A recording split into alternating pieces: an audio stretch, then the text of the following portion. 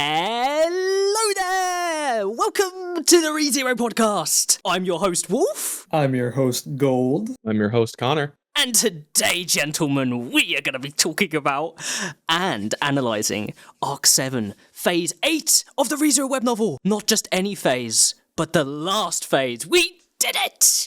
You have finished Arc 7. Congrats, boys. I feel achieved. You know, I feel like I've racked up some achievements as I've gone through this arc. You have. I feel like I've gone through a character growth. Oh, absolutely. I mean, we have. Genuinely, we have changed our values and opinions on the story throughout these episodes. It's crazy to me how differently I viewed the story before I read this arc. Like, I feel like the me of before feels like such a fool. Even though I didn't do anything wrong, I just didn't have this knowledge that was awaiting me. And there's just more to come. Yeah, I feel like I've not even scratched the surface. This phase made me feel that the entire way through reading it.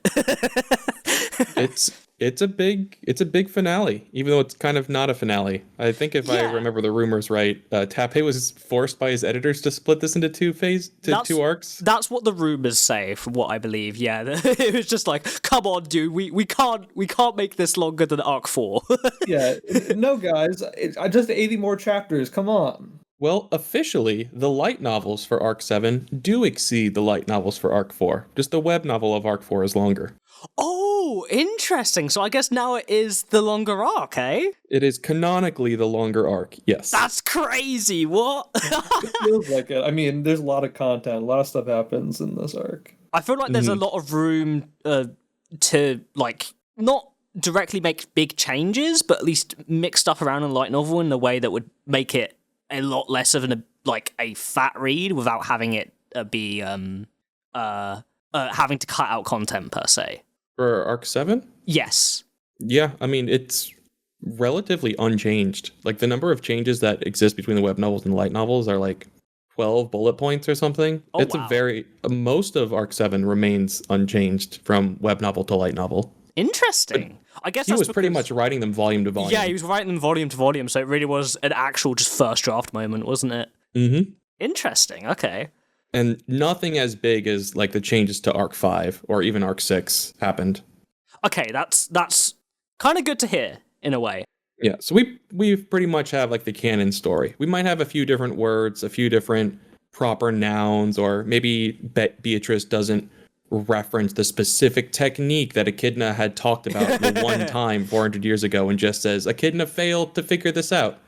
But overall, with the completion of Arc 7, we'll probably spend a bit of time today talking about the arc as a whole. But just initial thoughts on the phase itself, gentlemen, as a finale for Arc 7? Yeah, I think it was... Yeah, it had a lot of... I mean, it definitely wrapped up one part of it, which is the sort of the secession part of it, right, in a way. Now we're on to the Great Disaster, or whatever it's called, right? Great Disaster? Yeah, the Great Disaster.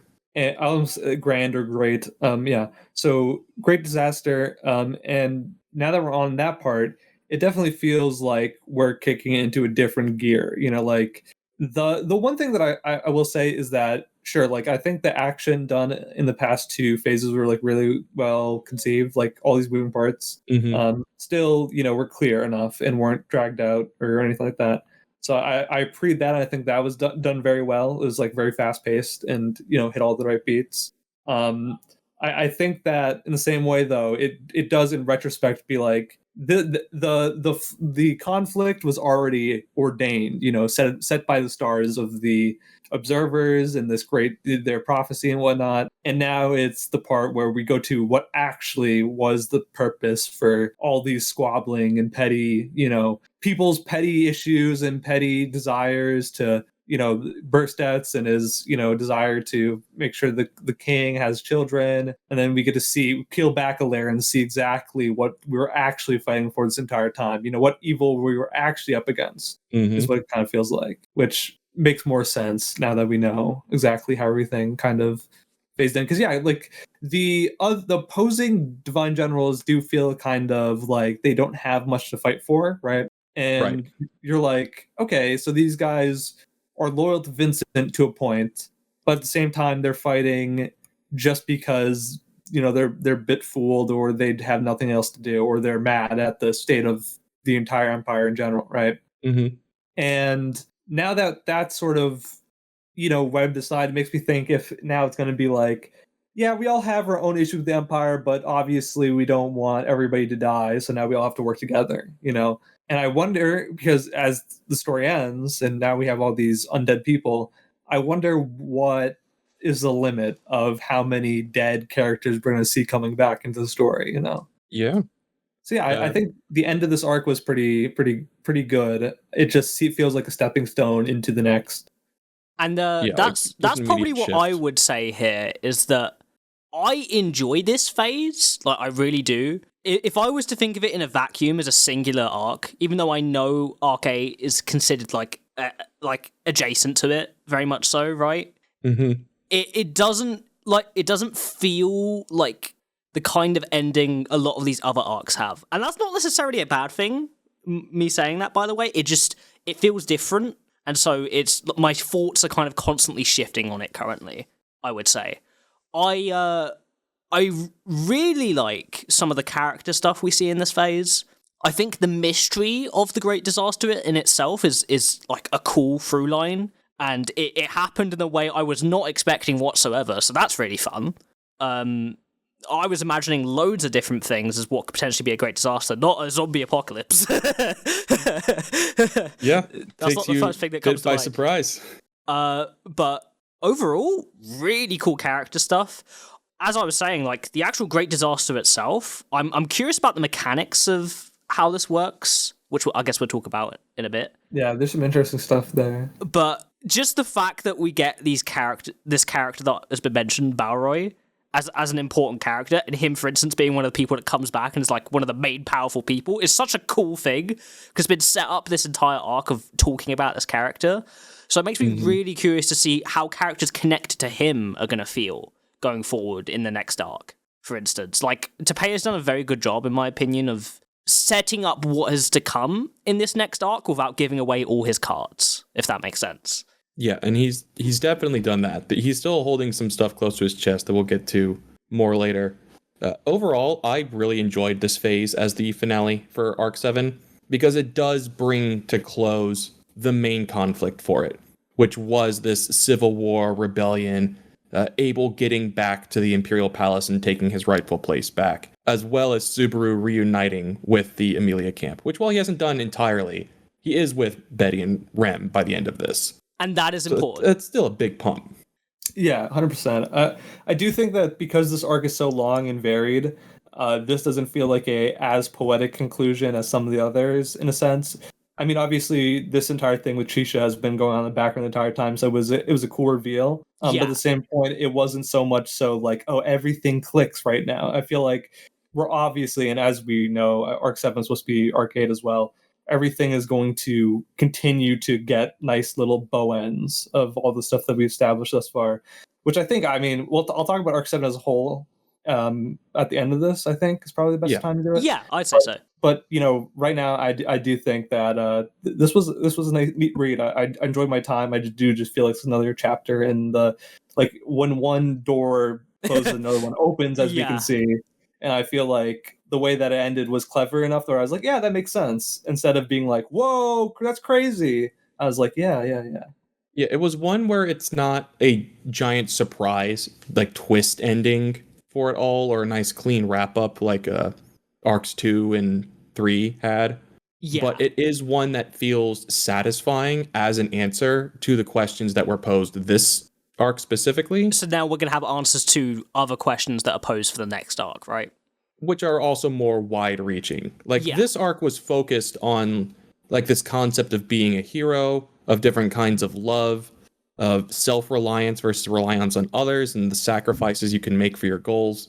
All ultimately leading to someone doing a huge self-sacrifice to be this hero that no one will ever really know about. Which is, like, honestly, in my eyes, like one of the most heroic things that you can do. Being for the sake of love. Yeah, a hero that's never going to go down in the history books. Because in the history books, someone makes a good point in it. I can't remember who exactly says it, but of like, this person is going to be scorned as a traitor for all eternity, right? Mm-hmm. And that's how the Well, I world think is going to see it. Burstedt is mentioning it about himself, but that's going to go along with Chisha as well. Yeah, exactly. Of like, yes, that was Bursted's. Yeah, thank you.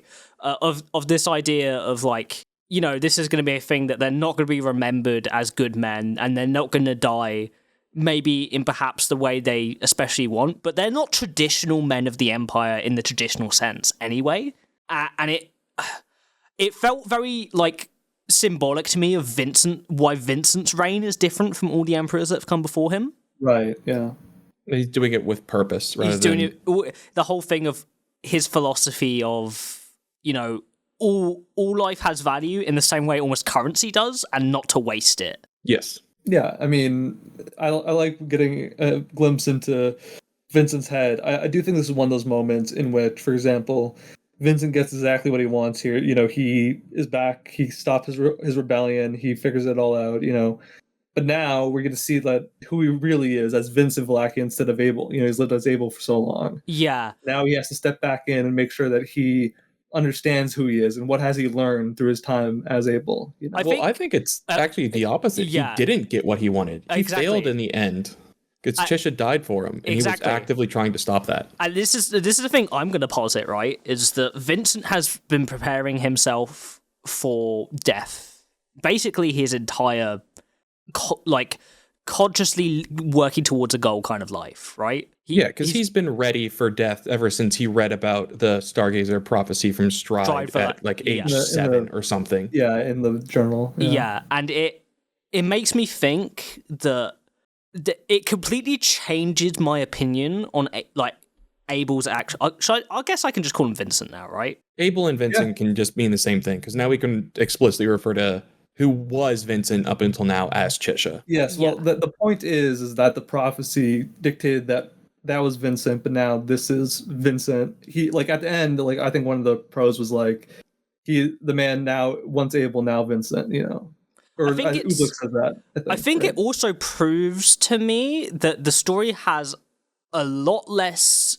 So the initial thought process I was going down, right, of this idea of the observers and predetermined fate and what they want from the stars kind of vibe, is I was thinking, wait, is there any options in this? And I think Chisha has proved to me that even though there may not be lots of options, there is wiggle room of what can be achieved surrounding this predestined fate, right? Yeah, that's exactly what Ublik says, is that you can't stop this from happening no matter what you do, but you can change the parameters around the way that it happens. And that is important, and I think adds credit to Pei basically saying Subaru is going to have a tough challenge up ahead of him, because this is something that is really hard to avoid. Because as Ceci is talking about being the main character on the stage, blah blah blah, this is the main story beat moment in this universe right now, right? So it's important, I think, that the weight of that comes across, and I think it really does. So it's going to be interesting to see how Subaru challenges fate with him and his boys, which I can't wait to talk about. Yeah, I think it's interesting, and we can note on this real quick. It's just in the Empire, I now have a grander impression about their faith, right? Is that I think the Empire, everybody who lives in there seems to have this belief that they are all cast in a role. You know what I mean? Yeah. And now I realize that's more of a cultural thing, because even Vincent talks about foreshadowing. Of course, he knows stuff about the observers, but anybody who knows about the observers then starts thinking in the logic of, what would be the best thing I would do if I was cast in a story in this moment? There are some people who live that to the fullest, and some people are even loved by the observers enough to grant these dreams or these visions or whatever. But that doesn't necessarily mean that they're for the observers. They wouldn't necessarily say, okay, that, for example, Stride was perhaps a Stargazer, but he was like, ew, I don't want this. Yeah. And well, it depends on what he saw. He may have actually been acting towards it. Because as Ublik says, that with the commandments that they have, even if every other way to have something circumvented is done, it would then become up to him to act as the agent to make sure that it does happen. I agree with that. I think that his perspective is limited, and I think the real reason is, right, I think the variance, this is just my belief, the variance in this is that authorities are the way to circumvent the observer's wills. is just my guess. So, like, if you have an authority, you can then, by the means of authority, that alters their plans. Like, for example, Stride took in the authority of Pride because he was trying to circumvent their, the observers' wills. That's a fair point, because aside from Vincent dies, that starts the Great Disaster commandment prophecy we've had from the Stargazers. The only other one that we've got in this arc explicitly was that the Shidrakian was supposed to shoot the dark-haired traveler in the woods to prevent the Great Disaster. Yeah. And those are mutually exclusive. And one of them didn't happen, supposedly, because Subaru was able to RBD and avoid it from happening to him. And I think that's probably an also reason why, say, Al was once a Stargazer, took in the authority, now can't see the stars, as he says. Maybe. There's a lot of stuff with Al. And I think this is actually I think this is a good point for me to levy in this theory I had along when I first read this, and have since been reminded of it, that we know, what is her name? Tarita has speculated whether it was Abel or Subaru that she was supposed to shoot in the woods to fulfill her soul sister's commandment, right? Yeah. But what if that's not true? What if she's wrong? Yes. And the real dark-haired traveler she was supposed to shoot in the woods was Aldebaran? Yes, and this is the theory I'm currently running on at the moment. Because there's part of me that there's part of me that sometimes feels with this, and I don't know if this is valid or not, but is this the capital Great Disaster? Yes. Because I'm almost feeling like this is like a red herring. Like, we're gonna, it had to be this dark traveler that was either Al or Subaru, right? Well, right? According to Ooblik, this was the Great Disaster that was foretold. But this is where my other theory surrounding Stargazer is going to come in. I don't know if this knowledge that they're being giving is as all-knowing as they're presenting it as. And the reason I say that is, in this case, could it be that because the observers want specific outcomes with this stuff, that they are only showing the knowledge they want someone to see? Yeah, I think so. I mean, my idea is that, this is just my conjecture, that the reason why they created these blessings and gave it to certain people, like, for example, Sword Saint, is because they wanted to control the flow of reality down there more directly. There's something to do with the Stargazer, but without the power that they provide to people, their machinations don't influence the world as greatly as they desire. And I think this came about, you said 400 years ago, because of the existence of authorities. So the idea is that at one point in time, these witches, and the reason why they're condemned is because maybe the Stargazers were given commandments to kill these people with authorities, and then since then they've been hunted or derided or told to be insane, that type of thing. I'm still not convinced that the observers have that connection to divine protections, honestly. I'm pretty sure it said that they confer who gets it. Who gets the ability to be a Stargazer, but it's specifically Odlagana that gives out the divine protections. I don't know how much the the observers influence Odlagana itself, because Odlagana is a mechanism of the world, and I don't think the observers are a mechanism of the world. They're an outside interference, right? Yeah, so I'm not positive how linked the two of them are. That's deeper into the world building that we've established. I guess this is just a thing in the EX novels. Never mind, I already know. Yeah, never mind. Okay. There's also, I'm sure people in the world don't know these answers for certain themselves either. Like, until Subaru gets into the Hall of Memories, we don't actually know the way that souls and reincarnation and etc. work until he gets that explanation while at the place where it happens. We don't even that deeply know about what Ode is before Arc 6. True. But from here, at least, I think... Shoot, what am I... I lost my train of thought here. Yes, so the other evidence for the Al being that traveler thing here, and this can kind of lead into our first event to discuss from the arc itself, is Tarita's or her sister's commandment was about an ally of the Great Disaster, like someone who's going to help bring it forth. You need to kill them as the dark-haired traveler here, or something akin to those. Yeah. But we get all these different battles that are happening throughout the city. Whether it's what Todd and Arakia are doing first before he moves on to fighting Otto and company, and Arakia moves on to fighting the mother and daughter pair, to what they're up to, Emilia and her fight, where Ulbart jumps into. Every character who's involved in this conflict, we know what they were doing and when, but Al is missing in action until he gets to Otto and fights Todd. Yes. This was the other thing that was pointed to me of like reading this phase of like, Al is like a question mark for a lot of these chapters, and I keep on getting reinforced the more and more I read of just not wanting to trust him, despite despite the story seemingly telling me that I should trust him. Do you know what I mean? Well, it's what we're saying, what we said last time, which is this was a crackpot theory of him being influenced by Pandora and whatnot. But now I'm like, there's more and more stuff where I'm like, he's getting conference with somebody. You know, there's probably reasons for his absence. Like, right, he's missing for a while, then this happens, this great disaster happens, and these witches come back and whatnot. I'm like, where, like, he has some sort of I bet he probably has something to do with this, is my guess. I just had a realization, right? We had this big moment in the previous phase of oh, I get it now. Sorry. Yeah. But the thing with him being the traveler and him not dying leads to the great disaster. So if that's the case, then him here directly causing this great disaster. So that means that if he was the dark-haired traveler, then that means that he definitely has something to do with this. It's not even just that. I've been thinking, right? We've been so focused on Subaru's connection with Satella and that severing in the previous phase, and because of the ode manipulation, and we didn't think about why was Al panicking so hard because of his ode, not just because of his authority. What if he got cut connection from his Satella? You know what I'm saying? Yeah, I think we speculated on that before. Yeah. So, but this is what I'm thinking now. Then.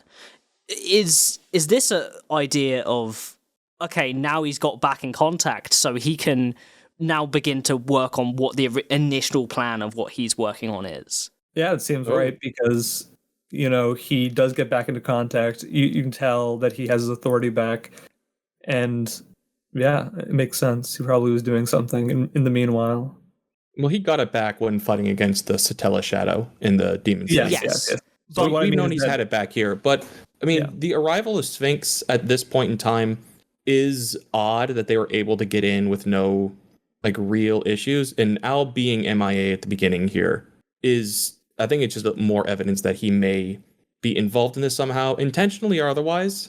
I think it is just worth considering that Tarita was supposed to have killed him. Yeah. Al is the traveler. I will die on this hill until it's proven to be wrong, and it was actually all along Hian or something. I don't know. Right. Yeah, it could be anybody. It's White's actually had dark hair before he shaved it all off. Oh my god! 100%. Oh my god! Loophole. Oh, that's the kind of shit where I'd just be like, oh no. His body hair. You should know what color his body hair is. Yeah. Did you not remember that one scene where you see his armpit hair and it's actually black? Mm-hmm. See, now we're cooking with gas. Yeah, exactly. But I think this is a good first point to talk in, though, is the conflict of Todd, like the last Todd we get in Arc 7, which is weird to say. Well, until his final bit with Katya at the very end. Like, this is his last engagement that we see him in. And he loses. Yeah, he also gets mad in the same way he gets mad about situations with Subaru of Al, which is so funny. But like, I should have killed you so many times by now, or like, you're giving me a bad feeling. That he's mad at Al, where he's scared of Subaru, because Al is like out fighting him at every turn. Because of how their abilities work differently, right?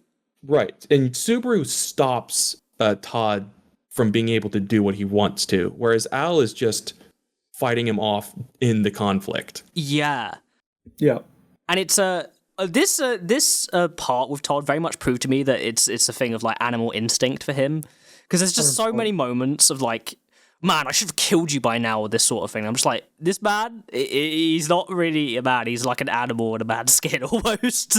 Yeah, I agree with that 100%. And interesting in that sense of, can I just say, Otto and Petra's little plan to defend themselves was such a like really cool setup and really fun as like a preventative measure, and it was really like fulfilling to see Petra work so hard and use Gewald and fight off so well. I was proud of Petra reading this, really, really proud of her.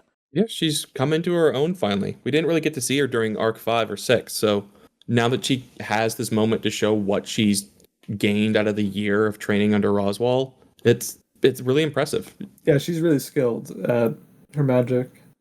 For her age, of course, yeah. Yeah, and I also, I have to say, I really enjoy the moments of Otto, like, very subtly, like, protecting Petra, where he's not vocalizing it a lot of the time, but he's stepping in front of her when Todd first appears, or he's grabbing hold of her when they get shot up in the air by the explosion. Otto is just such a good big bro. Otto just constantly feels like the adult of the group. Yeah, he does. Like in any situation here. Because here he's surrounded with 2 children. Medium is regressed, but she's still a kid and acts like it. Yeah. Yeah. Well, you know what's interesting, and I kind of want to bring this up really quick because I think it's somewhat important. They talk about how Yang magic is something that is so... Like, they talk about this history with this other emperor who tried to use Yang magic, right? And now that Petra has it, one wonders, you know, like, I think people mistake what Yang magic is about, right? Is what the narration implied, right? Yeah, very much so. And people don't know how to use it as well as any other form of magic. I think that's more of what I got from it, that people don't understand the best way to use it. So like the previous emperor was trying to pair, for every soldier I'm going to get a Yang magic user, but not realizing that if one of them goes down, then he's lost 2 important people at a quarter of their strength, and that's going to escalate and cascade. The cost of what he was trying to do there was not worth the investment because he wasn't thinking about that solution in the right way. And now I realize that people kind of see in this world magic as more economical, and it kind of explains a lot, I think, about it, which is one thing that I've always had a hard time like grasping, like theoretically, is like there are soldiers who are like really skilled with all this magic, and some of them don't even consider trying to make new magical styles. I mean, some of them are able to do it, like Betty's an exception to this in some way because she's so like old, right? But you know, she comes Echidna. Yeah, cut off by Echidna too, and she was like an actual prodigy when she was young too. There's like, you know, when she was young spirit, but you know, like that type of thing is like you think that there would be more innovation, you know what I mean? Like even over time, like in schools or whatnot. But now I realize that maybe people are just incurious about magic. You know, they just see it as a means to an end. Well, to They them, lack Subaru's creativity for stuff like that. Because this is a thing, right, of like, it's an established, it's not even just a tradition, it's a natural part of this world's like existence. Like, this is nature. The same way how spirits arts is nature. And like, all of these things to them are not like a curious magical thing, quote unquote. These are like laws of the universe. In the same way, I think what Gold is getting more towards is that we don't see people trying to, say, find new ways to innovate on wind magic beyond just using the Fula spell to cut stuff. Yeah, exactly. But my thing here is, in that sense, does like, in terms of like not having this innovation because of the way they view this, and we learn about how like all of these different nations have like developed their own way to like get strong themselves, with the Empire being its martial arts, right? It's really interesting to me how Tepe has set up this world in a way that I'm almost feeling like, if there's a big threat to this world universally, don't these guys have to work together if they're going to be very effective? I mean, that's kind of the whole idea behind what Subaru's success here is that he is combining like every aspect that he has available into one cohesive group, and it works incredibly well. Yeah, and that's the thing about this story, right? This is the narrative thread this entire arc is about, basically. Well, not about, there's many things about, but like the fact that now like 3 times we've seen the people triumphing over uniting as a group. You know, like for example, whether it's Priscilla or Yorna's ability, and then of course Subaru's authority. It's like all that comes together and unites people, and that is what is the strength that wins over the day in Vlakia, not anything else, right? And that is what is going to continue to happen, I think. You know, Subaru's going to continue to do this. I mean, it was set up all the way back in Arc 5. I mean, just recently we watched the first episode, and Wilhelm's like, you might be insignificant, but you're able to bring all these people together, you know? or was it Julius that said that? But either way, Julius, yeah. And I think that's exactly the type of strength that is missing in this world. Yeah, well, that's the conflict between Chisha and Vincent here, is that Vincent doesn't want to rely on anyone else to do his work. He'll use people, but he doesn't like turn to them and rely on them for their strength, where Chisha is exclusively doing that. Yeah, exactly. And that's why Vincent even acknowledged that as like, that's why you're number 4, because what was that quote? It was like, for every one of you, there's 1,000 people in the way, you know? It was Cecilis saying that while I could cut you down in just a second, if you had 1,000 people beside you, that's 1,000 extra seconds. Right, exactly, yeah. And he knows that Chisha could do that, which he does. He has the Empire under his control. Wrapped around his finger. Gets Burstets, gets the Madeline to his side, which is a huge advantage. And we learn he's the one that did the thing to Ceci here. It wasn't Olbart. It was Chisha wearing Olbart's colors. Which is a cool reveal, by the way. I actually really liked that. Yeah, Chisha's power, it seems to be a lot stronger than I think they give it credit for, if it's able to duplicate techniques like that. Yeah, if it's able to do stuff like that. Oh, I'm Reinhard. Well, I don't think it can do divine protections, because otherwise he could have done the Yang sword. Yeah, exactly. But yes. I just think that's just even like the initial thought of that is really funny, right? Well, it's that, and perhaps what Chisha's like painted over ability really is that he can reshape Ode like to a degree that no one else understands. That's how he can change what he looks like. And so that's why he can do kind of what Olbart this can one do. Technique that Olbart knows. Yeah. That would make sense to me, especially with his whole thing of coming close to death, like his close death experience, changing him that way, right?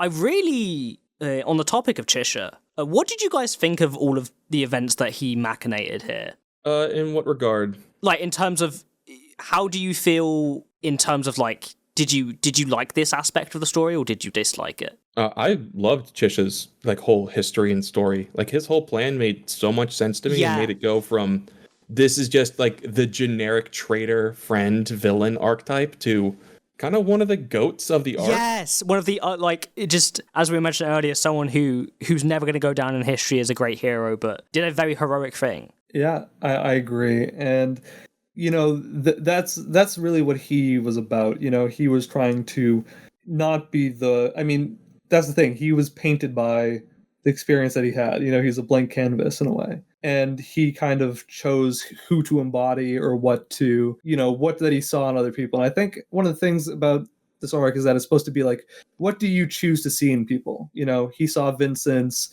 you know, fierceness and whatnot and tried to embody that perfectly. And he did. And he managed to do it for the sake not of betraying him, but for saving the entire kingdom and Vincent himself and his life. And I think that this is the more important thing, because whilst Chisha himself dissuades that, you know, there's points where he's like, oh yeah, I don't really exactly care about your life or anything. I think the thing that's really telling is there's a moment in his narration for his name chapter where he's thinking about how Vincent, as he grows older, smiles mischievously less. Like he's having less fun of the youth because he's fully embodying his role of what he's supposed to be, right? And I think that is in a moment, a defining moment for Chisha of maybe wanting to have a day where Vincent can smile like that again, is the feeling I got from that. Of like, you know, one day maybe he'll learn that he can trust in others.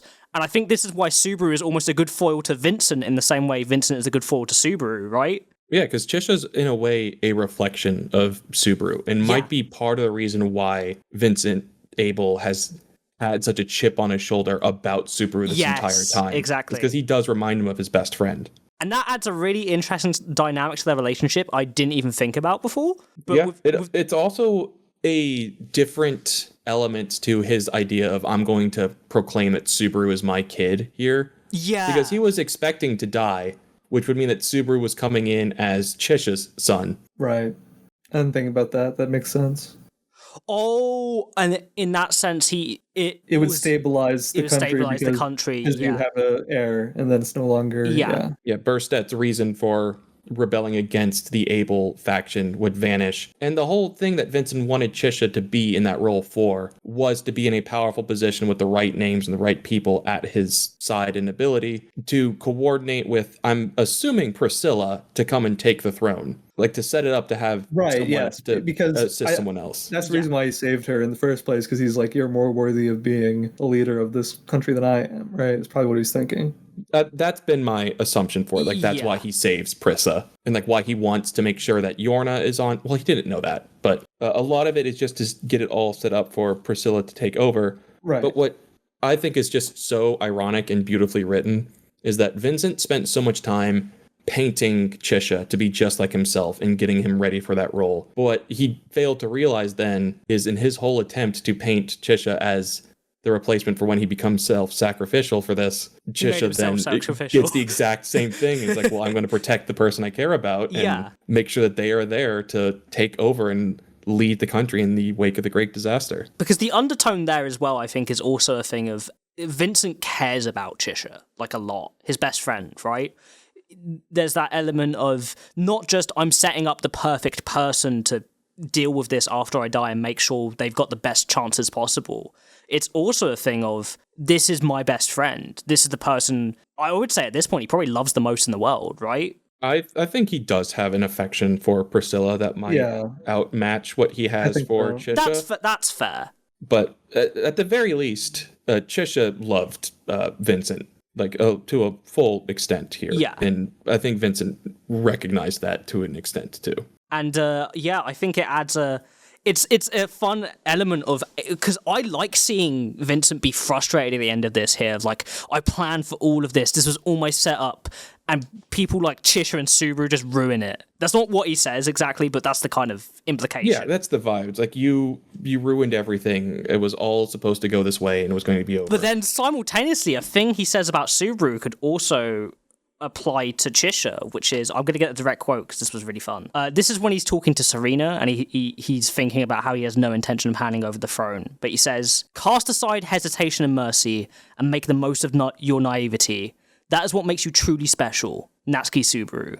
But then, like sentences later, he gets angry and frustrated thinking about Subaru because he's thinking about him in the same way he thinks about Chisha. Well, there's that, and he also still firmly believes that Subaru is a Stargazer here. Like, he has to. Yes, because one thing that, is interesting is that in the same way that, this is going to sound contradictory, but I hope you guys are with me, it's like, I think Sin archbishops probably present to people the same as Stargazers do, in a way, because they both have this idea that they're untouched or probably touched by fate. They're two opposite ends of that extreme. So if you can't understand that unhuman nature, like an authority, somebody with authority might look to you as a Stargazer. Kind of like the horseshoe effect. Exactly, yeah. I don't think it's with the same like cultural understanding, but in terms of like the unknown. Right. No, yeah. The thing about Stargazer is that, it was originally, people have a negative connotation to them somewhat, but that's only because of Vincent's perception and their idea that they kind of forebode ill. Well, Abel hates Stargazers for a pretty good reason here, and it's predicted the fall of his country. It's predicted his own death. His own death. Necessity. He's been doomed. Yeah. And Ublik is just the worst, and constantly says, "If you do circumvent this, I'm going to have to cause it. So you can't kill me either, because it'll just get replaced by someone else, unless you send Cecilus to kill literally everyone, which could be interesting." I would hate Stargazers if I was in Abel's shoes. Oh, exactly. Yeah. Ublik is a really interesting character of me for just like, man, I completely understand why Vincent says, like, if I could kill this guy, I would. There's just no point to doing it. There's absolutely none. Like, why should I even try? Yeah, because he's literally just a puppet. That's the thing. Yeah. It really comes down to like, do you care about the life of somebody who's ordained themselves completely at the whim of just something that it's not their responsibility anymore. It's the responsibility of fate. You know what I mean? Yeah. So they don't care about They've taken their hands off the reins at this point. They're on autopilot. Yeah, exactly. There's no. We also see from Tarita's sister that it completely overwhelms everything that they are and everything that they care about. That the only thing that matters is their prophecy. In a way, it's like a curse almost, right? Like a burden. It is. It's just awful to be, and it makes everyone around you like start to dislike you. Like, it's a weird thing to think this, but Utakata didn't mourn her mom. There wasn't like any affection there. They probably didn't have a relationship, really. Yeah. I mean, I think it drives you to this crazy inhuman state. And that's what I meant was the parallel between them and the archbishops, in the sense that they no longer care about what other humans care about, you know?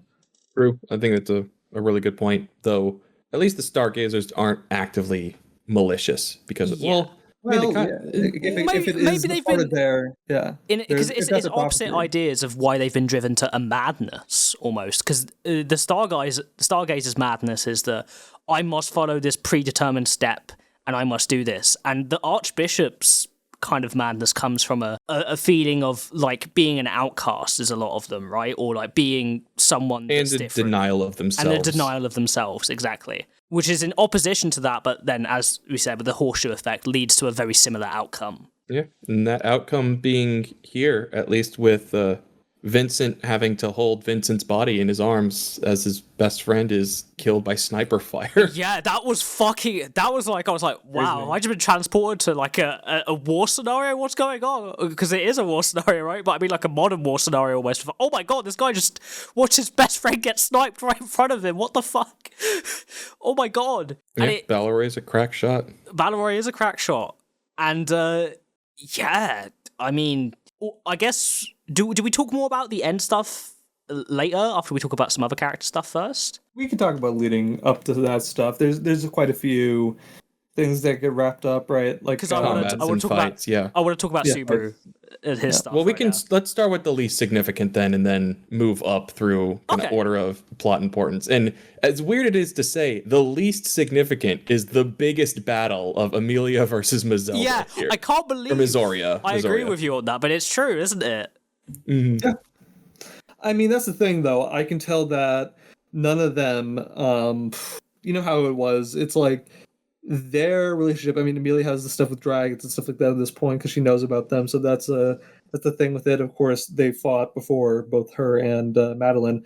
But the thing right now is that, you know, their opposition is only in sense of that they are the best matches for one another, rather than it being like, you know, a personal grudge match. I think Emilia's fighting Madeline because she's the only one who can take her. Though there are some like kind of thematic connections here. I will say this one thing. I think the more important reason here is actually because Cecilus, who wants to make himself the main actor, appears in this scenario, and therefore makes it the least important from a thematic perspective, because him in trying to be like the most, like, you know, the star of this world stage, it is almost like a trolly thing from Tepei of making him like a sideline moment.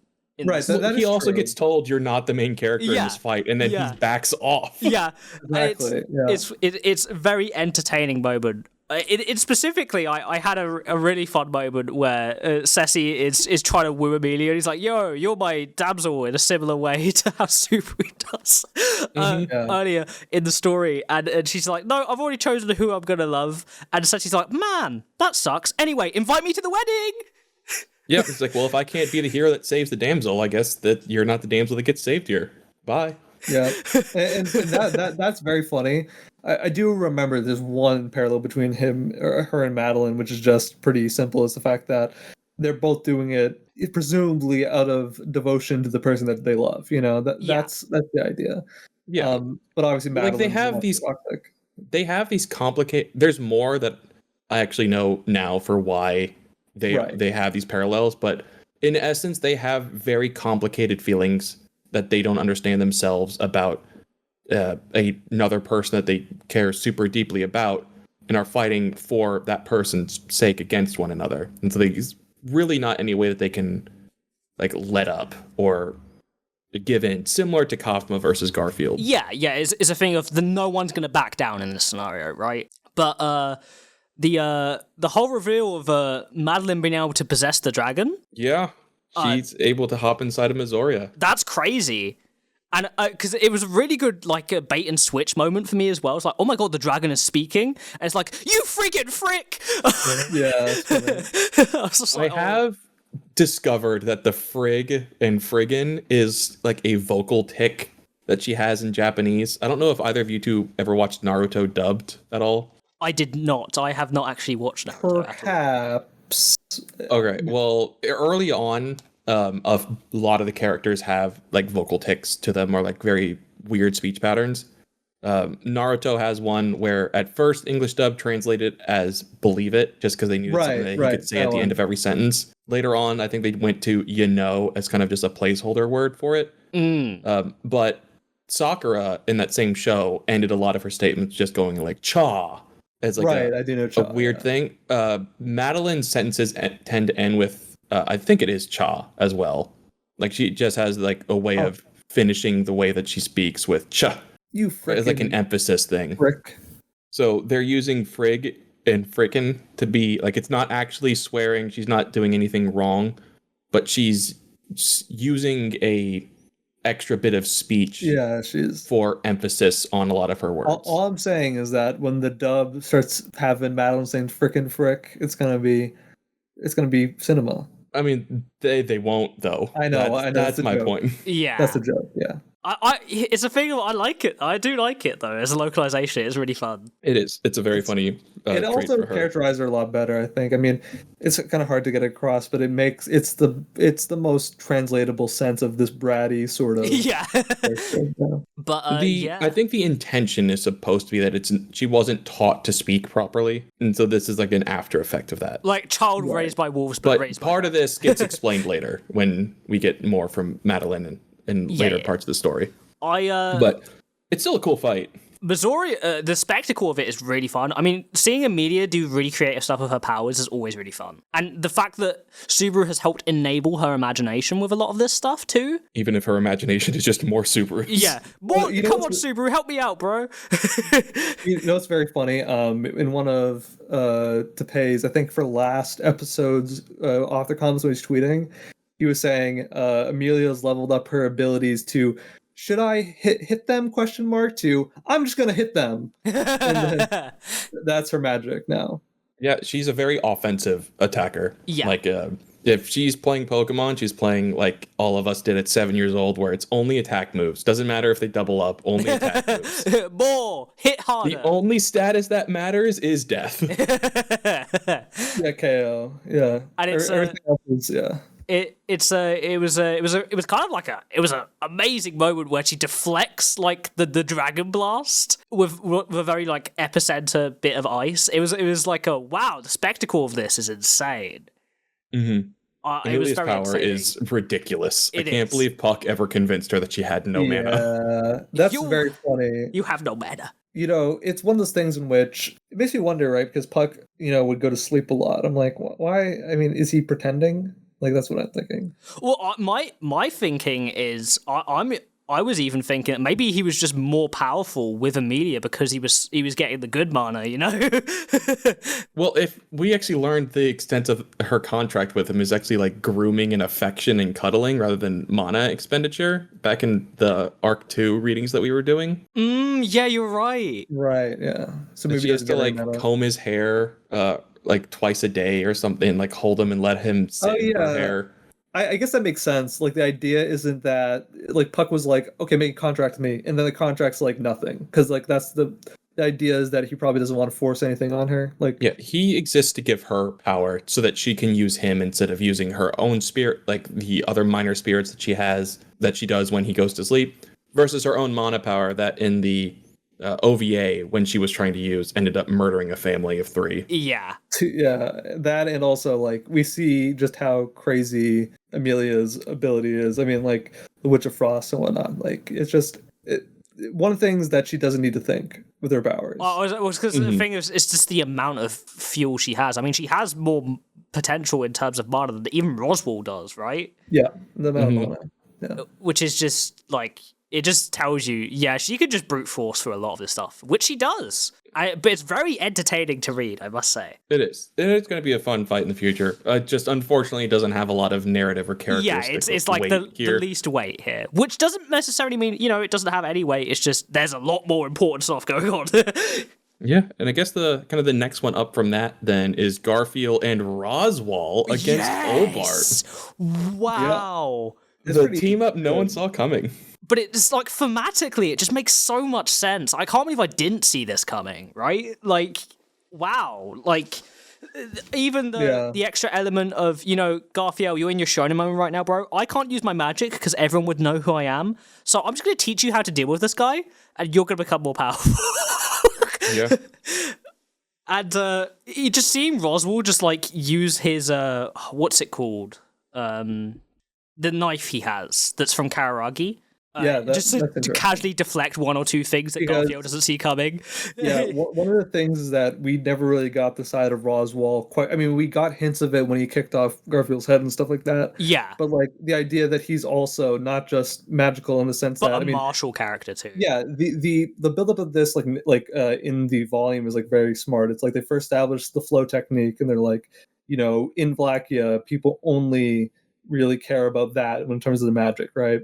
And then they're more martial because of that. And then it's like, oh, Roswaal's lived so many lives and so many things. His spellcasting is just a part of his abilities as the strongest mage. Yeah. He's now like, he's like level 20 sorcerer, but also I'm a level 20 monk too, just because. Yeah.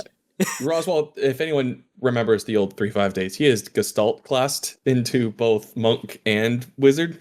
It's completely broken and overpowered, but what he's done. I really like to see how much Garfield trusts in Roswaal's know-how, understanding, knowledge, and experience, even though he still hates him. Yeah, it's a kind of trust that's really hard to earn. Of like, I hate your guts, but I know that you're right in this scenario because even thinks about it multiple times. Man, this guy saved me 3 times. I hate it. Ah. Yeah, because he knows you hate somebody so much, you know exactly what they're capable of. Just how good they are, trust the devil, exactly. And the thing that I liked with Roswaal is that we're starting to see more of his character. Like we only see like small cameos of him being, okay, you can go here, Emilia camp, right? But like recently, in the Talk of Serena and now his like experience now, you start seeing how much more mellow he is as a person. He's like more considerate, I would say. Yeah, and he's concerned with the opinions of like the girls in the camp over him, and knowing that if Subaru's alone, he can't really like help everyone else as much as he would be able to otherwise. Because this is my reasoning, right? And this is, I think, the ultimate thing that comes down to of like him failing to make Subaru into a person like him, quote unquote, is not exactly him saying become a heartless monster.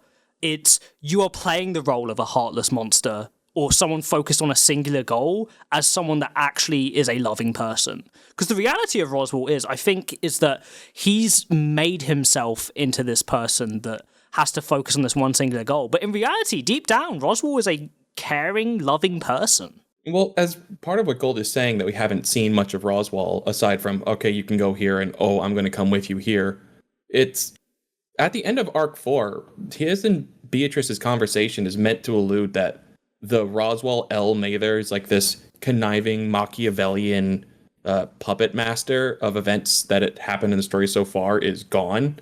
And the Roswaal that she and Echidna and Ryuzu knew is back. Is like that's who this is now. And he's allowed the mask is off. That. Yeah. Exactly. Well, his mask is literally off. He has his makeup and his clown outfit, and like all of the Roswaal Margrave getup is gone. Right now, this is just their companion who is just there escorting them. Of course, Roswaal no doubt still has his own problems with Hector's ghost or whatever's inside of him, But if that is what it is, yeah, but who knows? But honestly, it's like one of those things where, we get the idea that he is more so himself 400 years ago than he was. Like his time was frozen as well, just like how Rem's time was frozen. His was frozen ever since he got beguiled by those, or after his teacher died, I should say. Part of what this arc has done for me is I no longer believe Roswaal has like a piece of Hector in him at all anymore. I think it's much more similar to Subaru taking on the role of Natsumi, where he's embodying what he believes like a sense of strong heroics are. Roswaal is putting on the guise of what he sees as this unstoppable force is. Right, I agree. It's a showing of also like why someone like Subaru, a sage candidate, is important to Roswaal, because Roswaal is someone that is an intelligent person, but he's not a wise person, right? Yeah. Mm-hmm. And also the thing is that people probably don't realize this because we're English speakers, but like vocal tics are more so an indicator of personality than they are of anything else. It's an identity thing. So Roswaal's incorporating he's willfully incorporating these parts of identity rather than it just taking over him or whatever. We see that very clearly, that he can turn on and off this sort of character. Yeah. You know? I mean, he doesn't have the character on at all. He's not doing the vocal tics here. Yeah, not anymore, but like back in the day. Oh, yeah. He still did it in like the side stories of the Emilia camp on the way here. It's just right now he isn't Roswaal. like the demi-human pervert or whatever his identity is. Demi-human lover, whatever, yeah. That he like mentions, like, I'm proud of that name to Serena as much as she thinks that that's horrible. But clearly she knows the real him doesn't do that. I guess that also comes from the sanctuary stuff too, right? Of being someone that protects those who are oppressed. Well, this Roswaal has that because that's probably why he brought in, like, the excuse for getting Frederica and the twin maids working for him. Yeah. But I also think that's a carryover too. I think there's still parts of that from his sanctuary days. I mean, maybe that would have been a name attributed to the Margrave or to the I don't mean Mather's the name. family. I mean the behavior that would lead to that. Oh, yeah, that's fair. Yeah. But still, it's cool to see Roswaal like fighting on our side, really for the first time. Yeah, because this is not a point of like a distrust where I'm like, oh, could he potentially flip? Or because before there's points where you're like, is he scheming still? What's going on?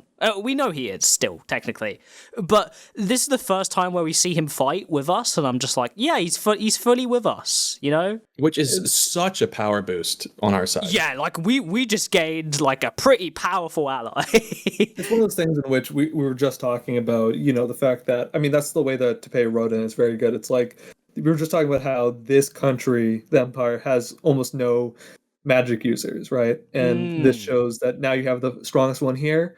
He's the most liable to flip a bit of the power dynamic on a battlefield just for that reason alone. Mm-hmm. Well, it's also his know-how is enough to make a difference here as well, because like Garfiel is this, aside from maybe a year practicing with Subaru under Klein or under Roswaal, he's a self-taught brawler and is able to go toe-to-toe with Olbart with just some like techniques and advice from Roswaal as like a coach. Which is why it feels so thematically appropriate that Olbart near the end here is like, I hate youngsters because they always feel like they reach a new point of enlightenment, and I'm old and can never get better, only worse. And which is horseshit, because Roswaal is living proof of the opposite. Yeah, exactly.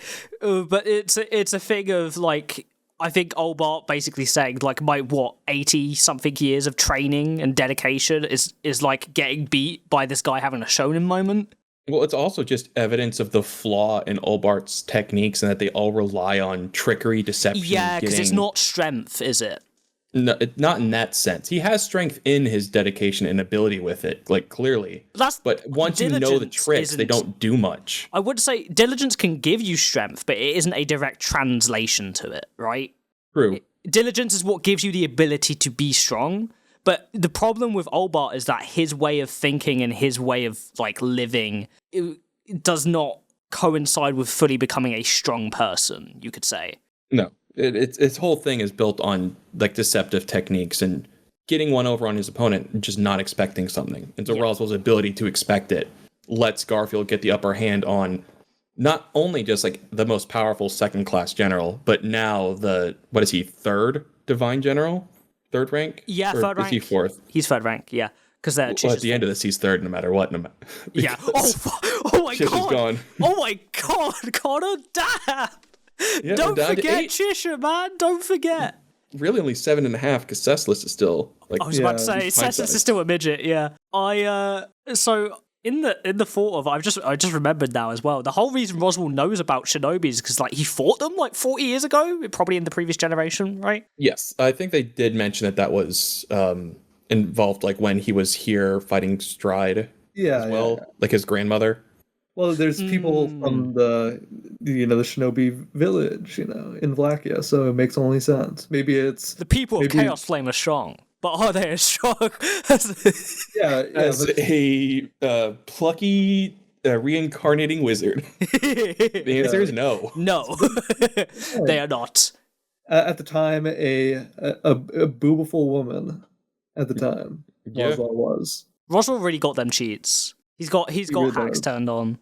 He's got the console command. No one else does. Oh, you said cheats. I thought you said cheeks. I'm just like, I didn't expect you to make that joke. I know, right? Yeah. Sorry, the accent probably made that sound a bit strange for a second there, eh? Exactly. Yeah.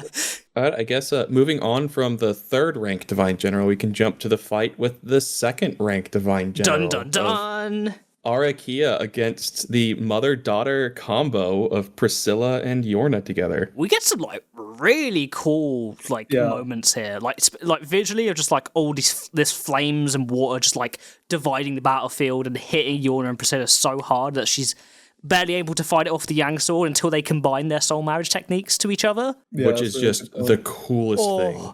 I love it so much. If we see this in an anime, it's gonna be one of the coolest visuals of like all time. Because really, when you think about it, that's like a infinite Mobius strip loop of like power. Yeah. Well, I don't know if it's like an infinitely looping source like Sirius's authority provokes. Yeah, I know what you mean. But to me, what it definitely is though is it's raising both of them up to equal strength of each other combined. So it's like they quadrupled their strength here from adding it together like that. I do like as well that this comes also as a thematic moment of Yorna fully accepting her as her child and wanting to discipline her, and be that mother for her that she never was able to be. Mm-hmm. Exactly. And you know what's also very interesting about this is that it kind of confirmed the same thematic that I had that I predicted earlier, which is that, you know, in a way, Yorna is seeing these people as her daughters. You know, like she obviously, now that we know, she never had the opportunity to successfully raise them, but she feels like she has a responsibility to, you know, for, of course, Priscilla, but also for Arakia, right? Mm-hmm. I mean, we learned the reason as to how she died in her previous life, which was in childbirth, giving birth to Priscilla. And yeah, so honestly, kudos to Priscilla for recognizing a mom's essence from someone that she knew for an hour in her life. Yeah.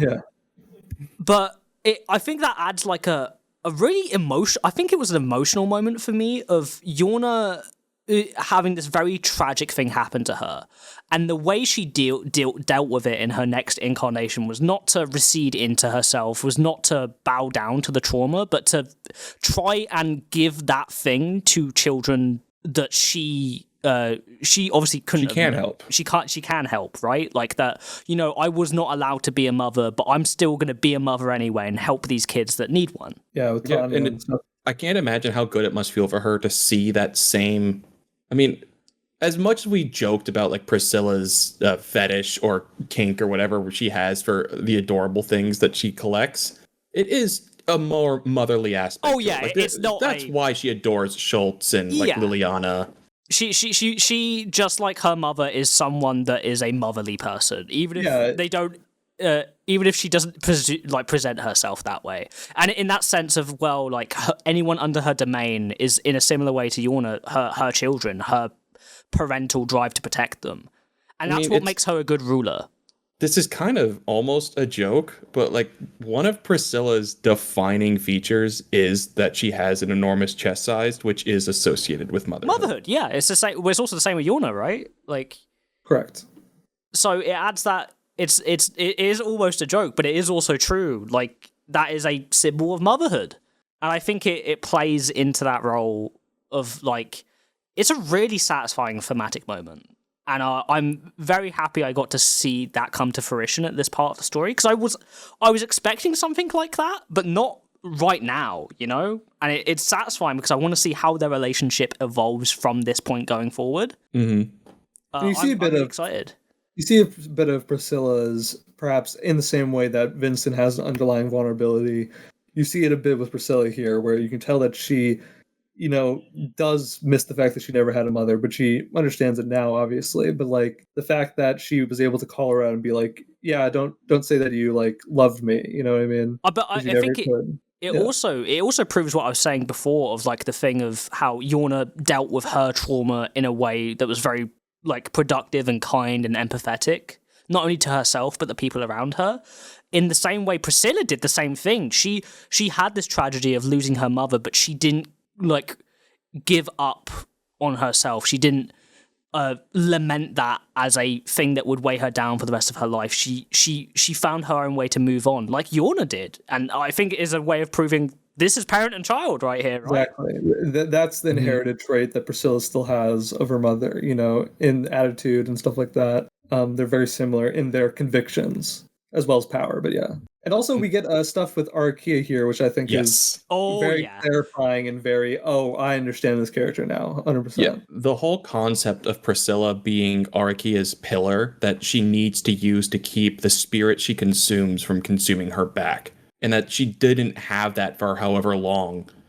And that the moment she finds out that her Prissa is still alive, she jumps at it and is panicked like about a dog. it. Yeah, like a dog. But it's also that she's seeing this of Yorna and Priscilla sharing in their soul marriage technique and like getting that visual confirmation of like the lit up eye between the two of them, only for her to pull off the eye patch and show the signs of the spirit degradation of what that soul marriage that she may have been able to have with Priscilla has been robbed from her and not being used against her. Taken from her. In the same way that Prisca was taken from Yorna and now she's reclaimed it. It's a thing of like, is there going to be a reclamation there, maybe? Yeah, and Priscilla's still denying that love to Arakia at the moment, and I feel like that's something we'll get a conclusion on. The tragedy of Arakia is that by the circumstance of what she is, that kind of almost denies Priscilla's love. Mm-hmm. Because Priscilla has very opposing ideals as to what makes a person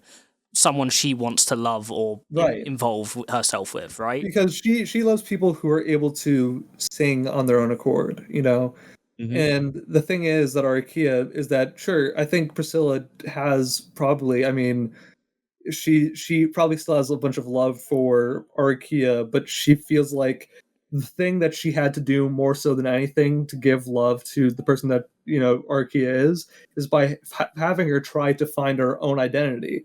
And seeing that she's still broken, I think that's what makes Priscilla have this sort of contempt, even if it's for show or not, even if it's more complicated than just regular contempt. It's like, I gave you an opportunity to make something of yourself. Why are you still fawning after me? Yeah, because like the one thing we really get to see of Priscilla back in Arc 3 is her contempt for desperation. Like this greediness of a pig of just needing to come to her for what she can offer them, not for what they care about. It's not even just that. I think it's also, it's not just that greed or desire, it's the debasing themselves to do it, right?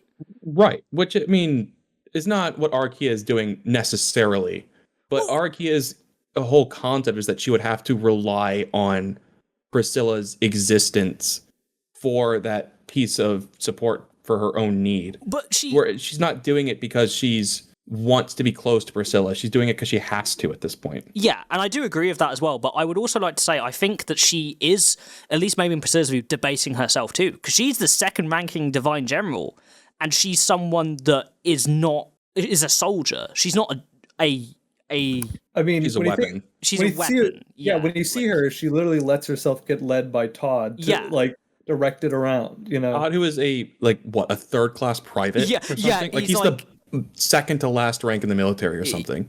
Yeah, he's so low ranking compared to her, it's not even funny. Yeah, there's a vacancy inside of her, and she lets nobody fill it.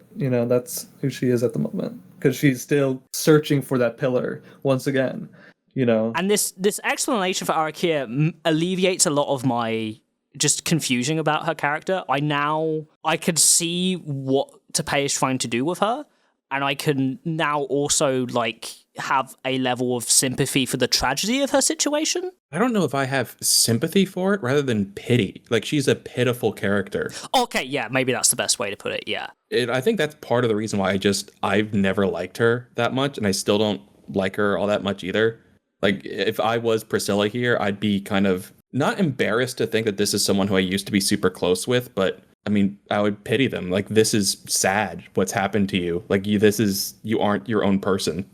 But I come from this of a thinking of, can she let go being a spirit eater?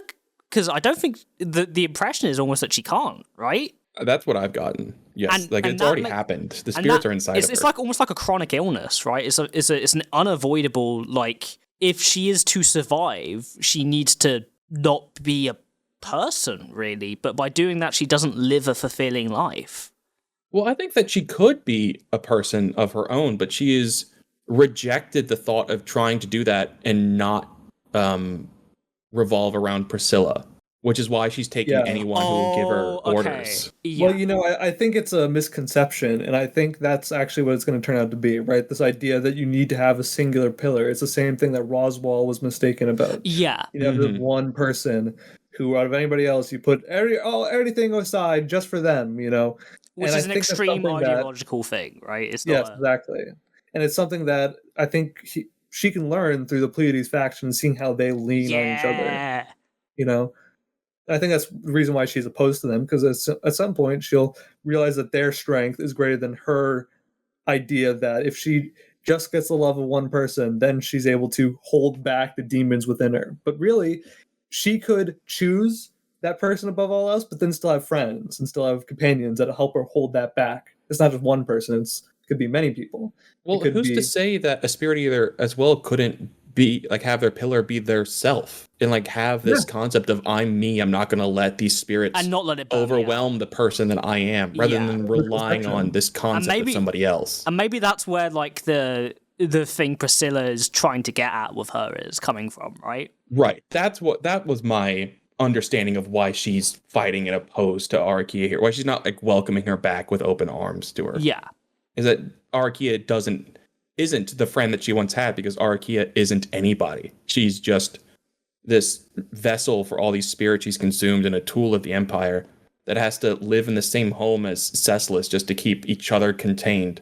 It is pathetic. It's a sad and pathetic existence. And I think Yorna might sympathize with that, but Priscilla almost certainly despises it.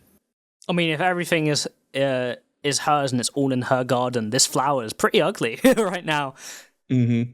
Like a weed. Like, not everything needs to be at her side, so not everything needs to be at her side. Like, if it has to exist on its own. But going forward from that, where do we travel to next? That would be the Subaru and Squad, the Pleiades Battalion. Oh man, I've been so excited for you two to understand this new setup he's got with these guys since we started this podcast. I am so in love with what Tapea set up with this Pleiades Battalion. It's one of the few moments in the story where I've read something gone, yeah! I've screamed at the top of my lungs, yeah! It's hype. It's just hype. Yeah, 100%. And the art's really good too, yeah. And it's a thing of like, the explanation for it is really cool and fun too, like of how the mechanics of this works, but the whole scene of Burstet seeing a flag being raised in the horizon, it's just a star. Is that a star? And we transfer to them, and he's just like, oh yeah, so guys, we're gonna beat these guys up. Let's do this! And it's just all self-hype, and he makes his entire army chance to challenge fate just like he does. Well, that's like the amplification of their power. Like, they're hyping themselves up because using the Yang magic with the flow technique and Yorna's soul marriage through Tanza, all through each other. Yeah, because it's a thing of, because we learn how the flow technique works in this world of, you can, and this actually explains some stuff that happens in Arc 2 of how when Subaru throws Ram, for instance, of you can inadvertently activate the flow technique in times of like emergency or like particular moments of like importance, right? Well, mana, just taking in mana in this world makes you stronger. It's why everyone is stronger than Subaru, because they've had it since birth. But being able to have it actively moving through your body is I think, similar to concepts we see in other anime, like the Kaioken from Dragon Ball, or the 8 inner gates of Naruto, or the chakras in Avatar. Or Cursed Energy from JJK. Any of those things you could similarly, like, and you know, they even framed it similarly here, I think. They were talking about how, like, there's parts of your body that needs to get, like, unleashed, like, the mana into certain, like, it's a flow, right? Yeah. Mm-hmm. You need to circulate it properly. Yeah. But it makes sense as like a rebound effect of when Subaru uses Corleonis Little King on his guys that he loves and they love him. It's a technique of, oh, everyone is fighting with the strength of 1,000 soldiers in one, because all of these things are rebounding on each other. Not to mention, Ceci is part of that battalion. So when Ceci is using it, I mean, yeah, that's all that has to be said, right? Like, yeah, so you're taking someone who's got the soul marriage bond from Yorna, you're amplifying it through her, then through all these trained soldiers and not trained soldiers, going through Subaru as well, who has a bonded connection of his ode, gate, and everything through Beatrice, through Corleones, into Cecilis, who has complete mastery of the flow technique Since to make sure birth. that the mana is moving. And it just keeps flowing back and forth and back and forth, and then you just hype each other up with the Yang magic. It's such a brilliant way to give Subaru a power buff when he is with a group. And it's a thing of, this speaks to the themes of the story. Subaru's power buff is the army. It's his men, right? Like, it's his battalion. That's where his strength comes from. That's why, and I love the thing of, this is his little king moment, right? This is like the true apex of him being a little king. And it's what the story's been building up to for a very long time. Yes. At least for the whole arc. Like, this is him showing that this is the way to I do think it's also a culmination of the story as a whole, of this potential to live up to being this particular kind of person. In the same way as we were talking about in our Lost episode, God bless its heart, in EX1, of Subaru being similar to another character we see in that story, or in terms of not being the same role, but being a particular kind of person that will invite this kind of stuff. Yeah. And seeing Subaru tap into that finally, and just have people that completely trust in him and love him. I mean, even in the moment where they're attacking the fortress and Subaru screams at top of his lungs, "I love you all," it's just like, oh, this is just hitting so hard. It's so great. And it immediately invites the thoughts of, if this is how good it is with like a reduced Cecilis, a bunch of random ass gladiators, and like one major guard in Subaru together, what's it going to be when he can put in like the Emilia camp into something like this? Yeah, like Emilia and Garfiel with his divine protection and Emilia's mana. Ooh, juice! They got some power there. It is an insane thought of what he can do with this, and it's such a cool way to reframe Corleones, the same way that we reframed Invisible Providence, where he first uses it in a way that hurts him, like really badly, in a way that does work for what he needs it to, but he finds a better way to use it later. Because it's a mechanism to help others, right? Right. And then he does Corleones in a way that is still like helpful, but it was still causing people pain in his way that he was doing it before. But now he's found a better way to use it that's just purely enhancing everyone around him. The way I was visualizing this too is I was visualizing it from the perspective of Subaru, of with his authority active, of seeing all of these lights surrounding him, like thousands of lights, and it just seeing those as like stars on the horizon, just like the flag. Mm-hmm. And now it makes so much sense to me, the visualization of that, and just this was so perfect. I don't think this was just so well set up by Taipei. It was one of the most satisfying moments of the series, like as a whole. For me, it is. It really is. And I mean, he's got his squad. We have Heon, White. I can't believe I always forget this last one. The last one's name. Idra. Thank you. All of them. We got Tanza with it. Cecilis, the others, the rest of the gladiators. Also, all just hyping each other up and becoming the most dangerous armed force on the battlefield. And even just learning of how Beatrice was thinking of like attributing this to an actual thing of what's it called? The name of the technique is irrelevant. It gets eroded out in the light novel. Okay. It's called Magic Shroud to Excitation. The reason I say this is because it's like a speculative idea that Echidna was talking to her about before. And how it's just like, this is a fantasy in the same way Vincent would think of this as like the ultimate fantasy, right? Like this is, even though this is what he knows is what makes Subaru special, he does not like it because this is the exact opposition of what he is, right? It's an idea of like, oh, this is a fantasy idea. This could never really happen in reality. This is like a speculation, like a theoretical what if. Well, Echidna probably saw this in her Tome of Wisdom at some point of like, this is the ultimate way that this will be used in the future. It's like, well, I mean, this is theoretically possible. I don't see how it will work, though. Yeah, and then here comes in Subaru doing it. And Beatrice saying, like, this is why I'm your partner after that was just such a, oh, man, so satisfying. He's got Louis with him, too, now, who's also very excited with all of her ooh-oohs every single time. Yes. One day she'll say a word. And Tanza, she's saying Subaru. She just can't say the consonants. Ubaru, yeah, that's right. Tanza was not a surprise in the sense of I knew she already cared for Subaru, obviously because we'd seen in previous moments, but the thing of her being included in this of like, she's still loyal to Yorna, but she's got a secondary loyalty now. And I feel like Yorna would be very proud of her. Oh, absolutely. In this moment. Yeah, that's the thing. Love is only transferable. Yeah. And it's also unlimited. It's a resource that has no heights. As we were talking before, like the mixture of Yorna's ability with Corleone's and stuff like that, these layer on top of each other perfectly. There's no contradiction. And it's not at all.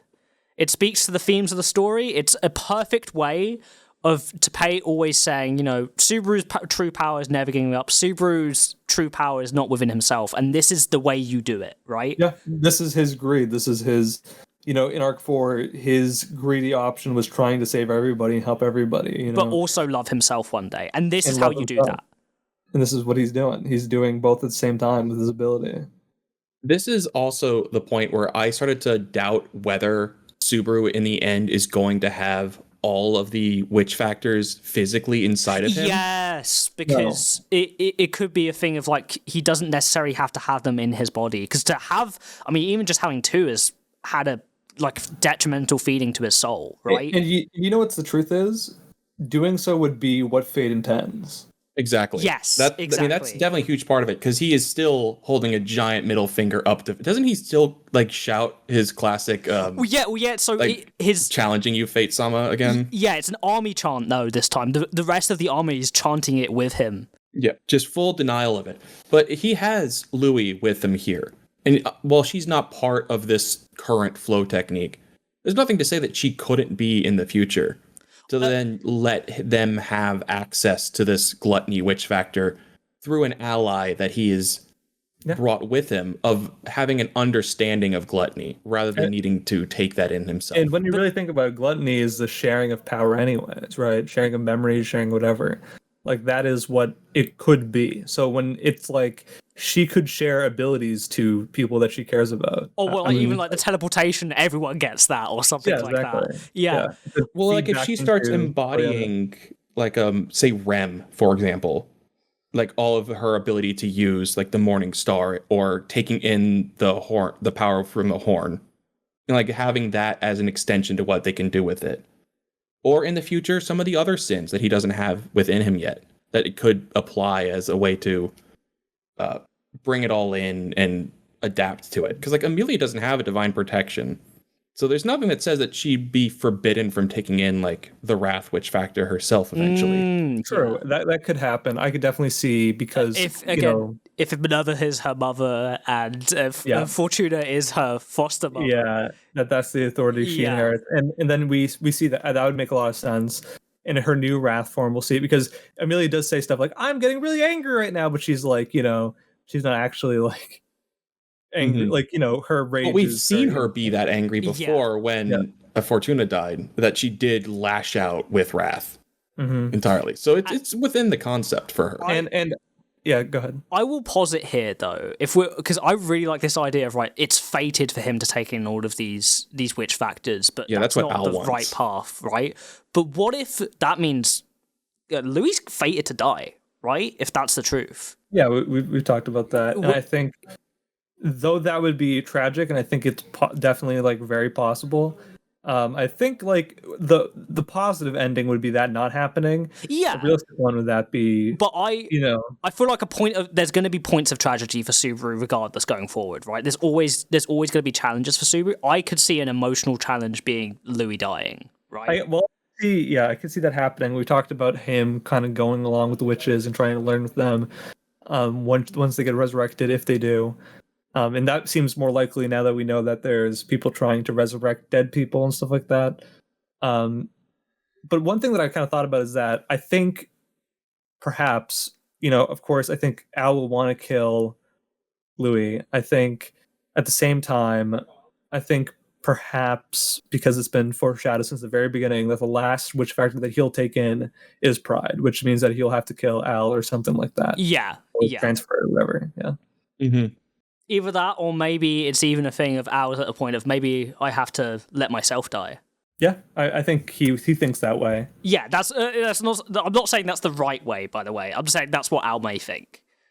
In the same way Vincent probably thought that he had to die, I think Yeah, Al exactly. might know that's a possibility. He's like, well, at the end of this, perhaps. Maybe that's why his authority works with it does, that he is expected or fated to die, and he's just an absolute refusal of it. So his pride of being, I'm not going to be the one that dies, allows him to keep ignoring his deaths. It doesn't feel like a passive activation either. It feels like he's actively doing it. In the same way that we know that Subaru's actively choosing to return back. But he has to set his authority, or his territory, I think he calls it. Yeah, territory. Yeah, exactly right. Oh, which also gives another thematic opposition of Little King and territory, right? There's that, yeah. But this, I love the Pleiades Battalion so much. God. And just that this is a new benefit that Subaru is going to be bringing to the Emilia camp. Because you can't imagine that in the end of the Valakia saga, he's going to leave his homies behind, right? Like, they're coming back. The mansion is that big for a reason. I mean, it's not even just that. I don't think his homies are going to let him go without them. I'm sorry. Well, he could at any point say, I've been lying to the whole time. I'm not actually Natsuki Schwartz. Well, yeah, but at this point, do you think that they would leave because of that? I don't think they would.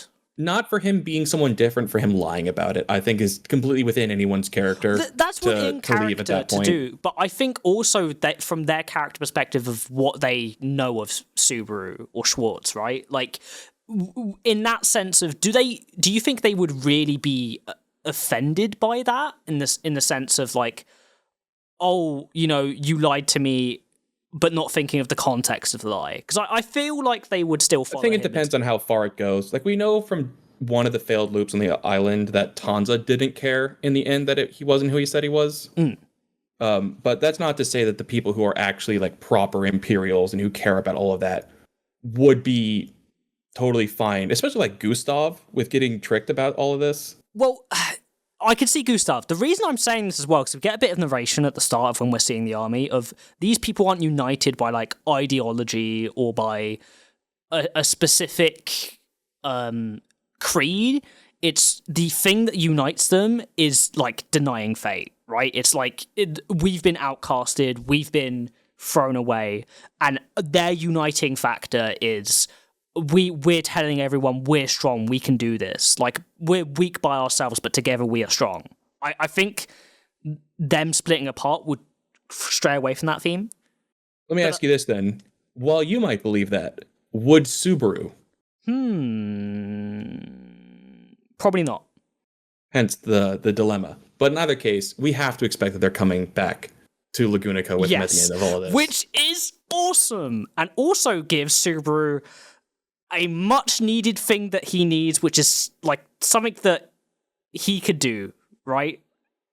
Outside of what the other Emilia camp could do. Because Subaru has lots to offer in other ways, but this gives Subaru a direct thing of like, yeah, I've got my army with me. We're going to fuck shit up. Yeah. It's his contribution in combat. Because we see after the 1 year time skip that he has leveled up enough to not be immediately killed. like an instant death or a liability in major fights himself. But he isn't able to contribute to like major one-on-one battles or the larger scale battles as an actual combatant. He has to be a bystander or just someone who figures out the puzzle of the fight. But obviously now with Corleones and obviously his help with Beatrice and his help with Louis and whatnot, he's going to be more than fine being at the leadership role, being at the front line, directing battle. And that's it with Corleones as well. Yeah. And this feels like this is what it's meant for him. This is what he's stepping into what he should become here, I think. I really want to see like Lagunica as the country and the people's reactions to him doing this, but exclusively just with all of the little girls that he is collecting to the Emilia camp. Where it's Tanza, Louis, Betty, Meili, and Petra that are just like, that is at one point the group that he's doing this with. It's no longer little girl user, it's little girl commander. Little girls user, plural. Exactly. And what's interesting, I mean, we talked about this before in the EX1 talk, but he is, with Corleones, more so a Lion King than he is a sage. Yes. Because I think, regardless of being a sage candidate, Natsuki Subaru what Corleonis embodies of being that little king, of being that greedy person in the most positive and beautiful way possible. In that Lion King way that the Kingdom of Lagunico wants and desires to have. Has always, as an ancient traditional held, and it's the thing he inherits from another character, which also leads me to thinking of how will his relationship with Krush develop? It might be great. Like, who knows? Maybe he may be able to like move the curse throughout all of them and break like the shit off of her that way. I guess with I guess in that sense of could he use Corleonis to manipulate that? Maybe with Louis' help too. Possibly. Well, he already knows how to use that infection and get rid of it permanently on his own body. It would be painful, but he could do it. He could just, in my hand. Yeah, pretty much. Like have Beatrice Elminia his hand off in a way that's just going to crawl it up and not necessarily be super painful, but just freeze the time and then use the curse inside of him with the dragon blood from Krush, like move that power through him until it fixes itself. It would suck, but Subaru has gone through painful stuff for people like that before. I will say I feel like at first I was always like, I don't feel the presence of the witch cult much in this arc, but with that mentioning of like the history of what's leading up to this, it kind of makes me feel like there's going to be like more cooking here in regards to that, right? Well, what's interesting about the witch cult as antagonist thus far? I think Pandora's obviously the big one, but like the idea is that ever since Arc 5, Arc 6, they were around, obviously, but that was a very personal, battle with one witch cultist, I guess, but it's 3 of them, but you know what I mean? Like, the idea is that in Arc 5, it was meant to be, here is, like, they usually kill one of them, you capture one of them, I guess they've cut down their members a lot now. Yeah, like, their presence in the story is actually diminishing, so that when, for say, Lust comes back in the story, it's going to be very important. Yeah, I mean, obviously it will. But, like... it's only... What? Her, really. Did they take Roy captive? They did, I don't recall. Yeah. So it's really just Capella out there now at this point, and Pandora, presumably. And who knows? I mean, who knows how much Capella even cares about what Pandora has going on? I feel like because we know at some point we're going to get like a felt-focused arc, right? Just like how we've gotten for other camps. With, like, again, Priscilla's camp, technically, for these ones. That's what's supposed to be Arc 8 originally was. Yeah. I feel like if there's any thematic time for Capella to come back, it would be in that arc with, like, the seeming connections in that sense of the royal family, right? It could also be the Gusteco arc, considering she has that connection to the Assassin's Guild where Elsa is from. Elsa, and maybe that's where her base could be. Don't say Gusteco arc as if it's going to happen, because it might just happen. It might. I mean, he could at any point just take an arc he has planned and just move the location. I mean, that's what he did here, right? No, I mean, this is... I don't know what happened here, because I feel Arc 6 ends with them going here, but he had stated before that he had never planned to leave Lagunica.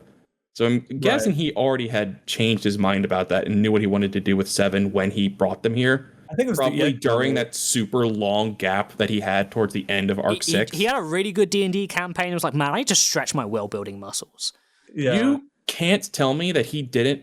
So there's a specific D&D campaign called Eberron, which I run myself. It's a campaign setting. I love it. Wallachia is so Eberron coded with a lot of its stuff, it's not even funny. In that two of these divine generals are direct references to 2 of the races in that game, of the changelings, who are fully white people with white hair and faces that can change their appearance at will, and the Warforged, who are a completely artificial, like, sentient, metal-bodied people. Like, he hit it. Like, they went through this, and they have, like, all these different groups and unique ways of handling it. It would not shock me at all if the D&D game or the RPG game he ran was, in fact, in Eberron, which would be sick. But in either case, Wallachia is so D&D coded, it's not even funny. It very much is. It's just missing the wizards. I mean, on the topic of D&D, I guess we could mention this a tiny bit, right? Yeah, it's kind of funny because I don't know how many people know this, but basically, I mean, I DM a D&D campaign with everybody in Studio Reverie, the top people, and it takes place in Wallachia. So that was inspired by the fact that it feels like the opening of a bigger world of ReZero, and its setting feels rife for conflict and monsters and combatants and stuff like that. Adventuring, yeah. So that was the reason, and it's very, I mean, a lot more so than Lagunica, I would say. Yeah, so far. Very much so. Lagunica's got that monster setup, but it doesn't have like the cultural setup for. I wonder if when we get back to Lagunica, he'll start writing more about it to make it match Valakia's length of I would not be surprised. Like that. Yeah. Like start to get the unique domains of different people, like the Bariel, Barony, we talk the about Karsten estate, why the Estrella estate. It's weird in the Mavis domain how they just don't oppress demi-humans. That's kind of strange. What? Well, the Mavis domain is also huge, but so unpopulated. It had like 2 villages, plus the sanctuary.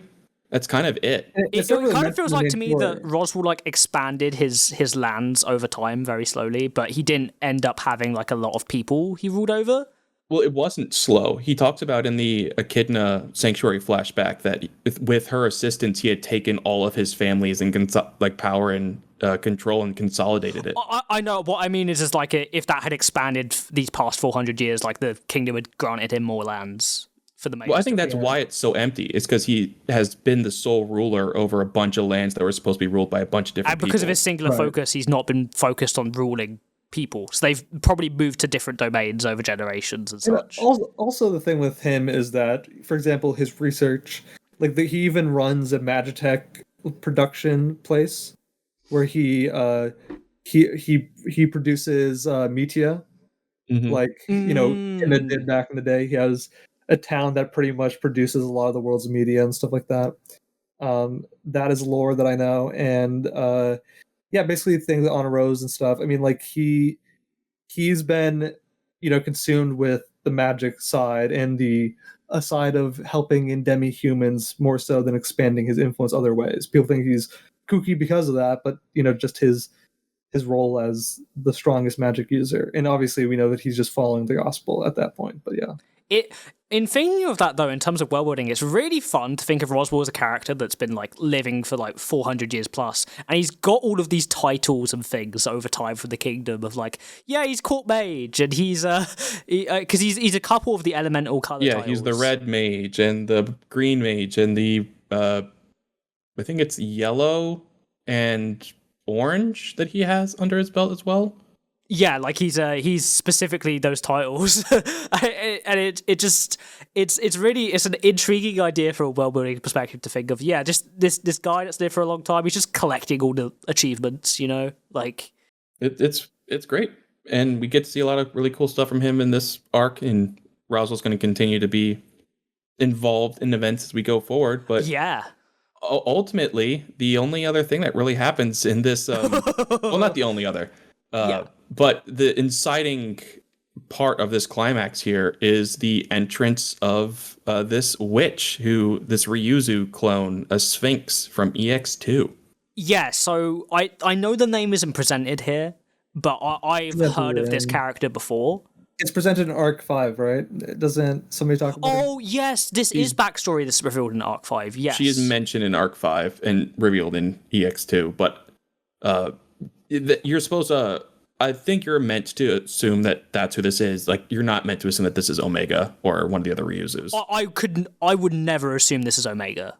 My first thought was that I had to research who this was when I reached the end of this phase. I thought it was Omega. Because really, the thing is with this is that it becomes more and more important to understand the EX novels, stuff like that at this point, because here is the person who you're going to be fighting for the rest of the thing. Here is their introduction to the main story. Good luck knowing that, right? It's you need all the context. You'll get it probably throughout the arc, but also it's the mystery. You could have been oh, I know who this is if you just read the X novels, Yeah. Well, even what's happening here is something that is established first in EX1. Right. And this also is making me think of, right, if we ever are to get Arc 7 animated, it's going to be a bitch to adapt with all the stuff from the EX stuff that's really adding context and I mean, they've shown that they're willing to adapt side story stuff when they need to. They did it with Season 2, and I think they're planning to do it with Season 3 as well. That's why we have 16 episodes for Arc 5. Which is exciting! Right. 16 episodes, which is 19 worth of content. So it's almost a full like double season. Which means they're adding more side content in, probably epilogue stuff. Yeah. Maybe some of the Willology. Yo, I would love some of the Willology. That would be like great. They could expand what they show for Teresia stuff, but that's neither here nor there. The important thing is that Sphinx shows up and has resurrected Balori Temmelglyph, one of Priscilla and Vincent's siblings. Lamia? Yeah, Lamia. Lamia Godwin, yeah.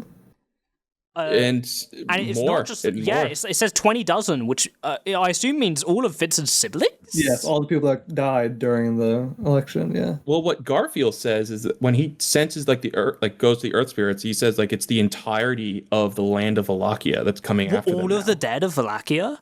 That's the it's like any. I think it's any of the dead of Valakia. Oh, so it could be here. any of the dead. Okay. Yeah.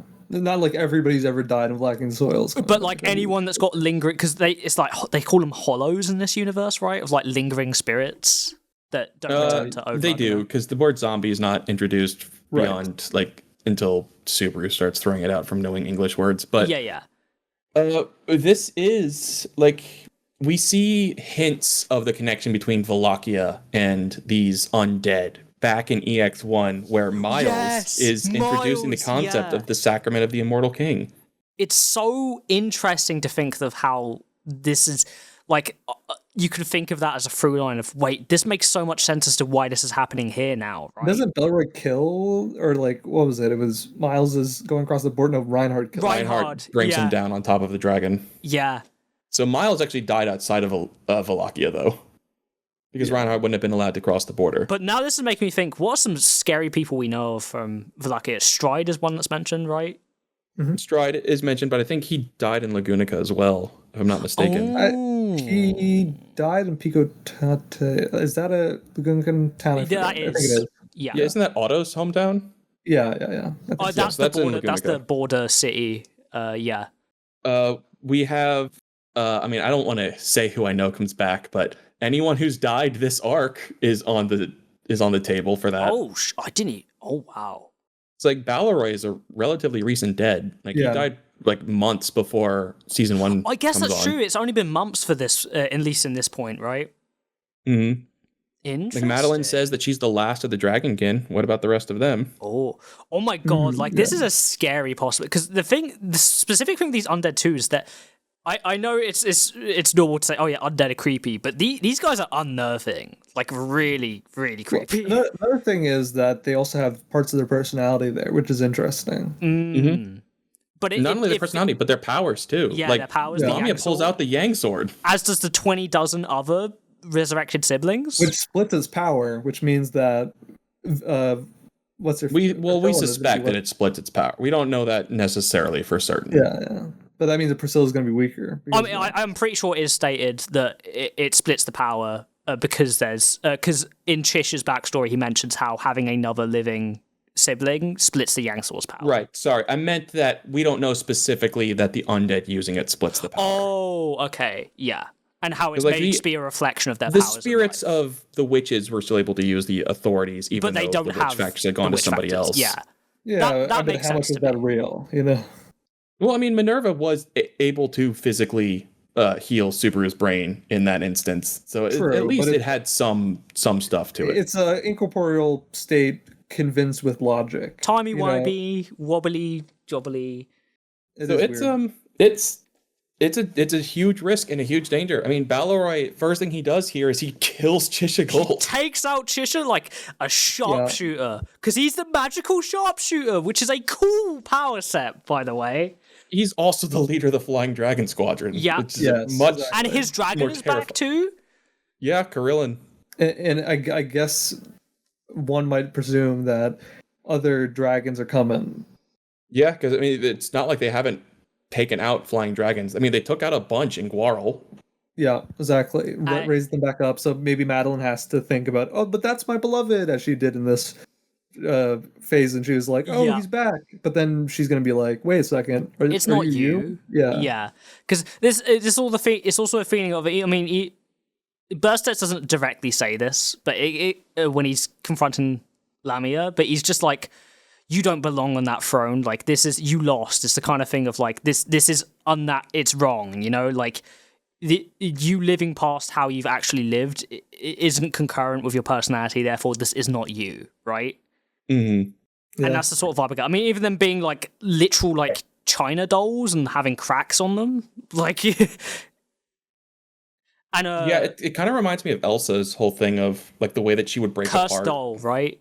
Right. And then would just recover from it. Yeah. It also definitely reminds me of the Undead War from late Naruto Shippuden, which is like the worst 100%. part of that series, but it's a very similar reanimation. Yes. Also, one of the things is actually very interesting about that, and you're right, it is probably referencing that somewhat, that like the idea of this like power being like related somewhat to curses, right? I think that there's logic there. They even mention the Holy Knights in this phase, like the Knights of Lakia or Gusteko. So I think there's definitely relevance there. I wonder if the Second Immortal King comes from there, or what, or if it's something similar. I thought we had found out that it had came from the Witch of Greed at some point. Am I mistaken? Oh no, I'm thinking of the other technique that they mentioned this time. Yeah, we don't know the origin. We just know it's old. I mean, it wouldn't shock me. Well, yeah. I mean, one thing that we know is that her ability. Yeah, we learned some crazy world building stuff in this phase. Like the Oni, and Spirit Eaters were made to kill. I'm assuming is Carmilla. That's right. Yeah. Yeah. Crazy. And that's why they're really strong, powerful, and feared creatures. We learn about like all these prophesized disasters for these other nations, which we haven't talked about yet, which I think is maybe a thing we should talk about before we move on a bit more onto this disaster for Wallachia specifically. There's 4 for each nation, and that's possible that some of these have already come to pass, right? I'm certain that the Witch of Lagunica was Satella covering half the world in darkness. The Weeping of Kararagi, I think, has already happened, with it becoming like a desert land.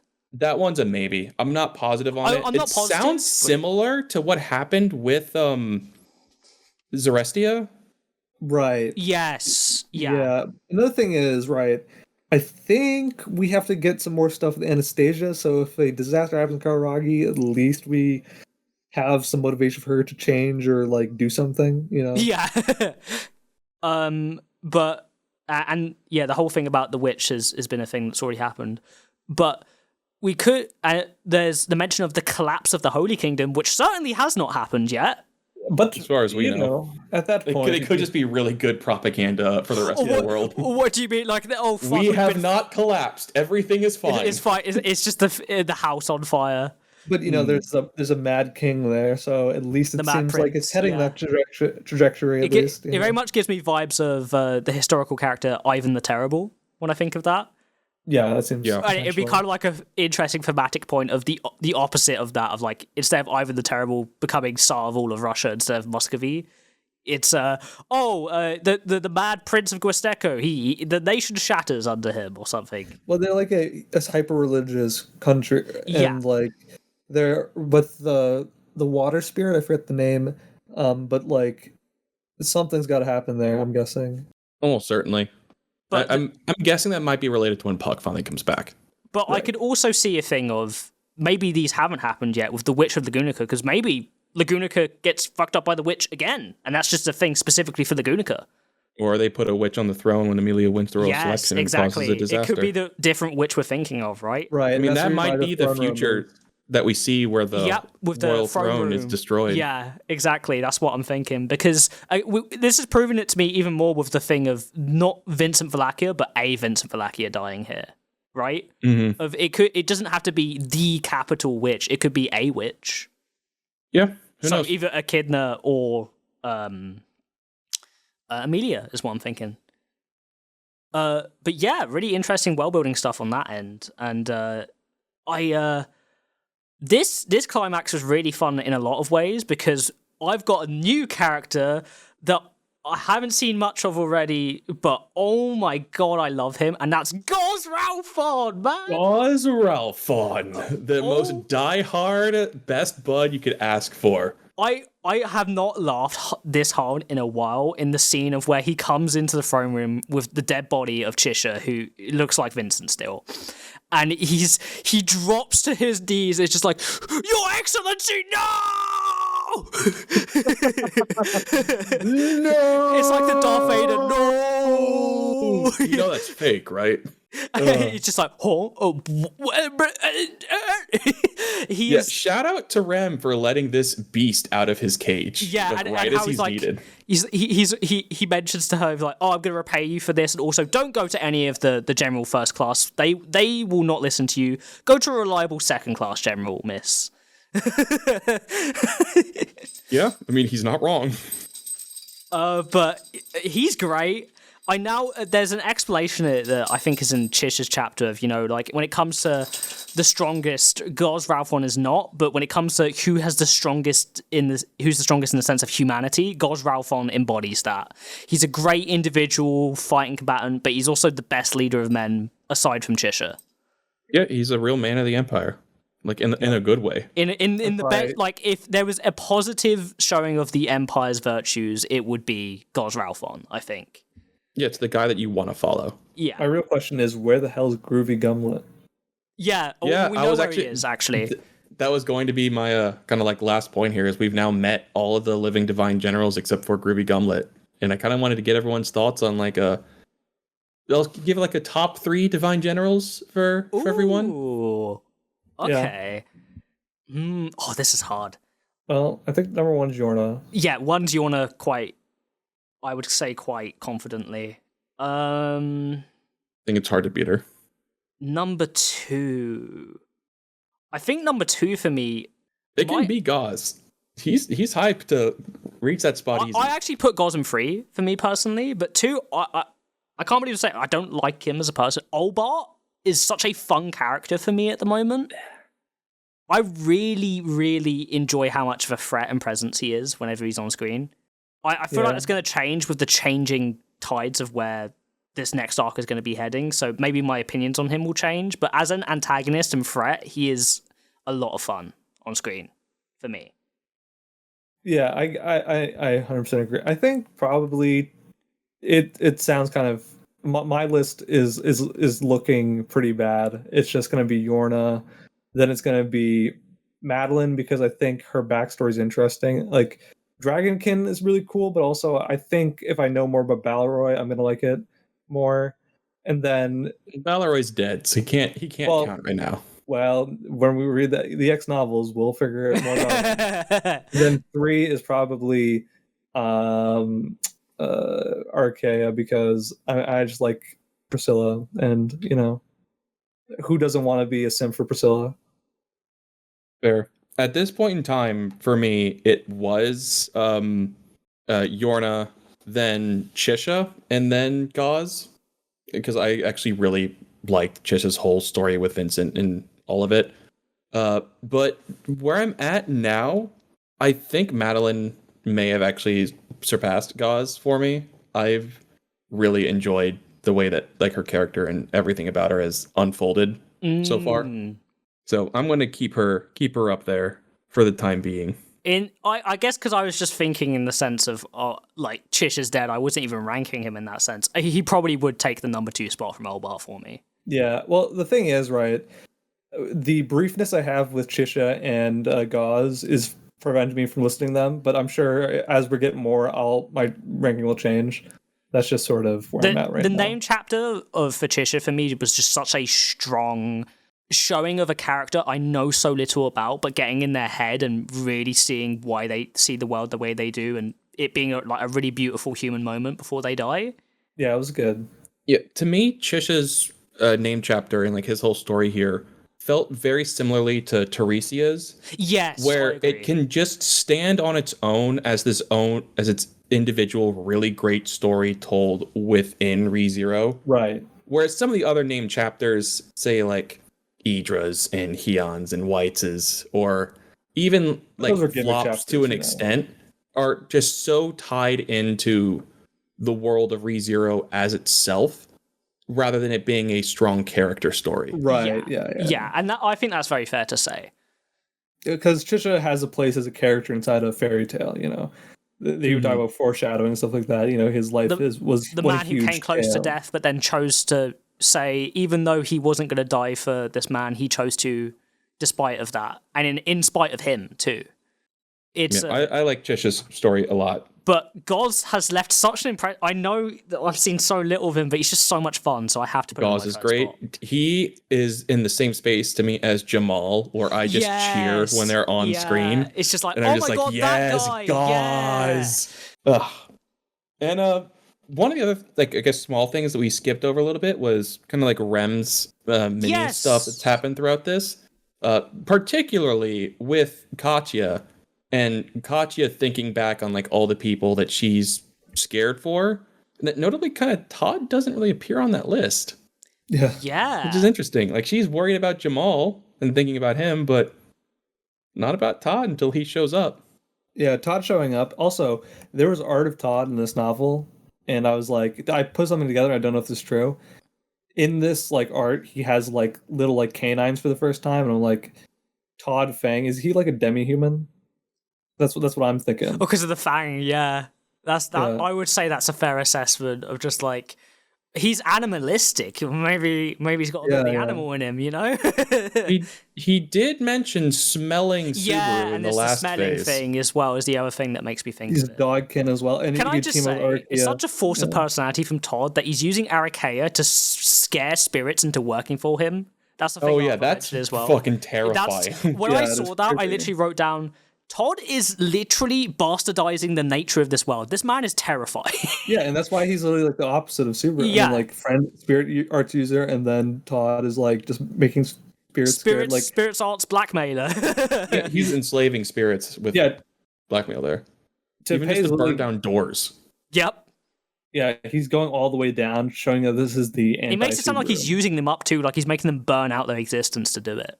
Well, when they burn out their mana, they fade from existence and have to reconstitute.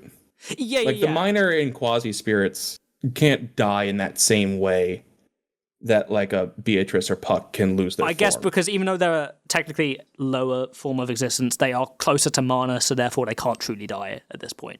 In that sense, yeah. When you expend the mana of this minor spirit of fire that hasn't, similar to Julius's, where his spirits, while he had named them, didn't have their identity until partway through Arc 6. Where it evolved from, I can't remember the order, whether it's quasi to minor or minor to quasi. I think it's minor to quasi. Yeah. Well, because it's flipped a few different times, so I don't remember which one is the canon one they stuck in It the doesn't light matter. novels. Yeah. But Minor to the quasi. lowest level to the second level, but not at great or capital G great yet. Yeah. Where I think at that point they could die, but what he's probably using is just the little balls of light that Emilia has around her Yeah. and expending the mana from them, which is still messed up. And Todd is not, he's not a good guy at all. And it really shows here. He's I think what scares me the most about Todd is that I may not have directly come into contact with people like him in real life, but I've heard of people like him from people I know in real life. And it's scary to me because it's a thing of this is a very real thing, right? These kinds of people. It's a think of it makes you think of wow, there's actual evil out there. Yeah, vicious people who Vicious, will take yeah, everything. viciousness, yeah. Savagery almost. It's Predators. Yes, yeah. Literally, right? Yeah. It going below not even being a human being anymore, being a threat to others, being a predator. Yeah, it's scary. Yeah. And although this part with Todd is terrifying, at least in this ending point, we do finally get to have Subaru reunite with Rem since phase 3? I think phase 3 was the last time they saw each other. It has been that long, yeah. With Beatrice, like, she's the first of the Emilia camp to see Rem awake, and she immediately forgets who he is and doesn't recognize him. It's. I think what's there's another thing surrounding Rem which I kind of forgot about until this point to mention, which is Ram joins up with the Shudrakians to help them. Oh fight. yeah, that's pretty badass. And She's in with good company she's there. Badass, and she just helps. She shoots their arrows more powerfully with wind magic and collects them back for them. And they're just like, yeah you're a warrior just like Rem. And she's like, oh, yeah, so do you like this person that looks like me? Yeah, we love her. Okay, cool. I see we can make a nice little agreement here. We can get along. Yeah. Let's work this out. And that just made me very happy. But yeah, the Rem stuff here is really fun. I love seeing Rem's, like, in a lot of moments we're seeing Rem make decisive decisions. And like, very much we're seeing her, like, being, okay, I'm Proactive. not very strong, but I'm being a proactive character. I'm doing these things like releasing Gauze and rescuing Flop and trying to rescue Katya. And then being like, okay, we're going to leave you behind, Katya, just to make sure you're not in danger. And then we're coming back to save you. That's the biggest difference between Arc 3 Rem, specifically Arc 3, versus even Arc 2 Rem or Provincial Rem here, is she is now an active character rather than reactive. Yes. Where she will make decisions and take actions on her own accord and because she's deciding to, rather than simply in response to stuff happening around her. Don't touch my Subaru-kun. Instead, now I'm going to help those around me, and Subaru's kind of cool, I guess. Yeah. He's like, I'm glad he's back.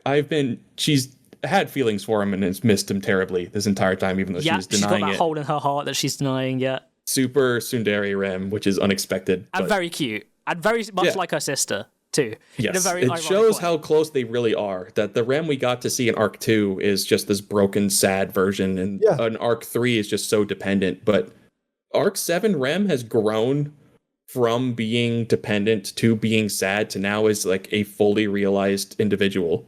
I'm honestly at the point of, even if she gets her memories back, I think she's going to be a person that's further along in her development as a person. Very much so. Well, if nothing else, she would have more connections outside of Rom and Subaru then, because she's made this bond with Louis, she's made this bond with the Shudrakians, with Priscilla, now with Katya. My still crackpot theory is that she's going to end up the Priscilla camp, is my vibe.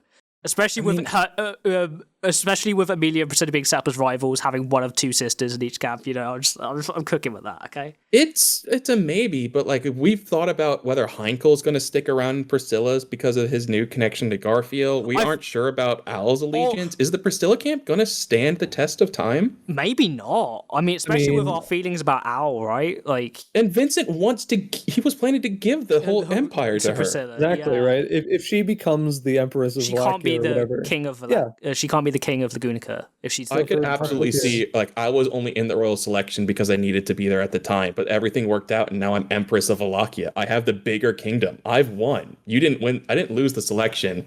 I won the empire. There could be a point. I could even control, because I don't think, like, culturally any people of either nation would accept this, but I could imagine Priscilla being like, I could be both. Why not? Still try to play the role out, but that gives her a huge negative in the race. I don't think her ambition works like that, though. Like, she's in the royal selection because she's destined to be in the selection. But if she gets the empire, I don't see a reason for her to actively. She's not. Is she even going to get the empire anymore now, though? I mean, Vincent is still. He wasn't planning on ruling here. If they hit the Great Disaster, I haven't ruled out him. I haven't finished Arc 8 as a point. I have not ruled out him dying in Arc 8. And we know that he himself cares so much about Priscilla that it's not even like I think he wanted her to win, but he took the throne because he realized he was supposed to. Because that was his fated. But he only ever genuinely seemed to care about two people, and one of them just sacrificed themselves for him. Sorry, he's probably feeling a pretty sacrificial mood himself. Priscilla's a really good ruler. Yeah. But I'm hoping for a better ending for where he gets to, like, retire and live a good life. Yeah, he could go back to being able. He's established that as an identity. Being able? Oh, I don't think this would work fully. But can you imagine how funny it would be if he joined the Emilia camp? Look, the Vincent Valakia, the Empire, has a dead body in the throne room. If he just has to put on the Oni mask, and the only one who are going to recognize him then is Yorna. I mean, if he was to, if my crackpot theory of him being in the Emilia camp and he goes to Lagunica, he doesn't even really need to wear the mask, does he? Maybe. Even Emilia, when she first sees Subaru, suspected he was from Valakia, so I think it's probably at least a decently known appearance-wise for who he is. Subaru's like, this is my cousin, man. I don't think Vincent would do well in Valakia, in Lagunica, if I'm being honest. No. But he He could could, be an advisor. settle down with. I mean, Mazelda still wants to jump him. True. Mazelda still wants jumping. Serena wants to jump him bad too. Well, Serena is also, but also as a that's point, for politics. I can't tell if this is because he was fated and didn't want to have people who he'd leave behind, but he pointedly did not want to have children, either so he could pass it to Priscilla, or he didn't want to have a relationship with someone and have that taken from him or the people around him. Yeah, or want to just abandon them. I think it is just because he was planning to leave it to Priscilla. Yeah, but or Chisha. If he's living his own life outside of that, he could, if he wants to, have a happy family. That maybe he kind of, I feel the vibe kind of maybe wants because of how he treats Priscilla. Yeah, who knows? I mean, he's surrounded by options. He has half the Shudrakian tribe that think he's hot. It would be funny older, if the whole thing of like the contract between the Shudrakian people and the Emperor of like, oh yeah, we've got a Valakia in our bloodline now. Just imagine Shudrakian being able to pull out the Yang sword. Oh my god, that would be terrifying. It's like, oh, you think you've bested me because you've gotten too close for me to use my arrows effectively? Surprise, Yang sword. Or starts shooting the Yang sword with the bow. Oh my god, that's like some Fate level shit right there. Yeah. That's great. But I think that's the end of the phase. Anything else like over this phase specifically you guys want to talk about before we kind of give our final thoughts on Arc 7 as a whole? Yeah, let's do it. The only thing I'll mention is the fact these undead can like respawn and like reconstitute together, even though Rem did a really cool, very good job of killing those 3 ones that she did.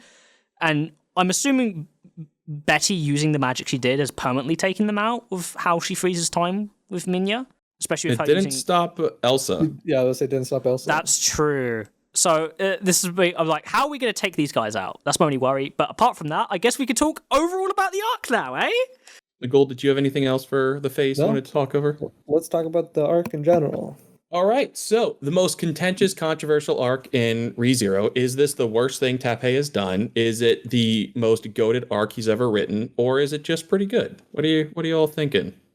I'm going to put this, and now at this point, in the pretty good camp. I don't think it's my favorite arc.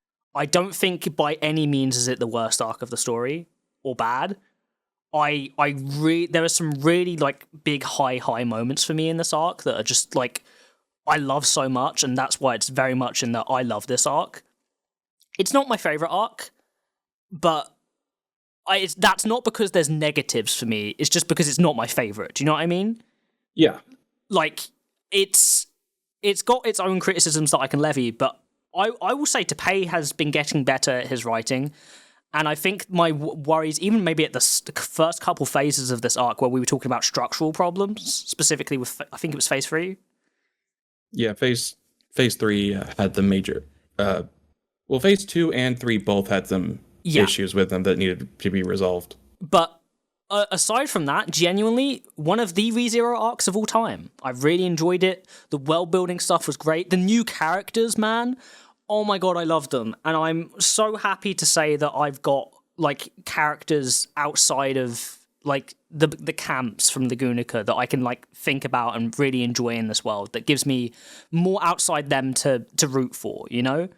I mean, Abel Vincent himself is a character that I'm already like, he's in my top 10, I think. Abel is easily a top 5 character of the whole series.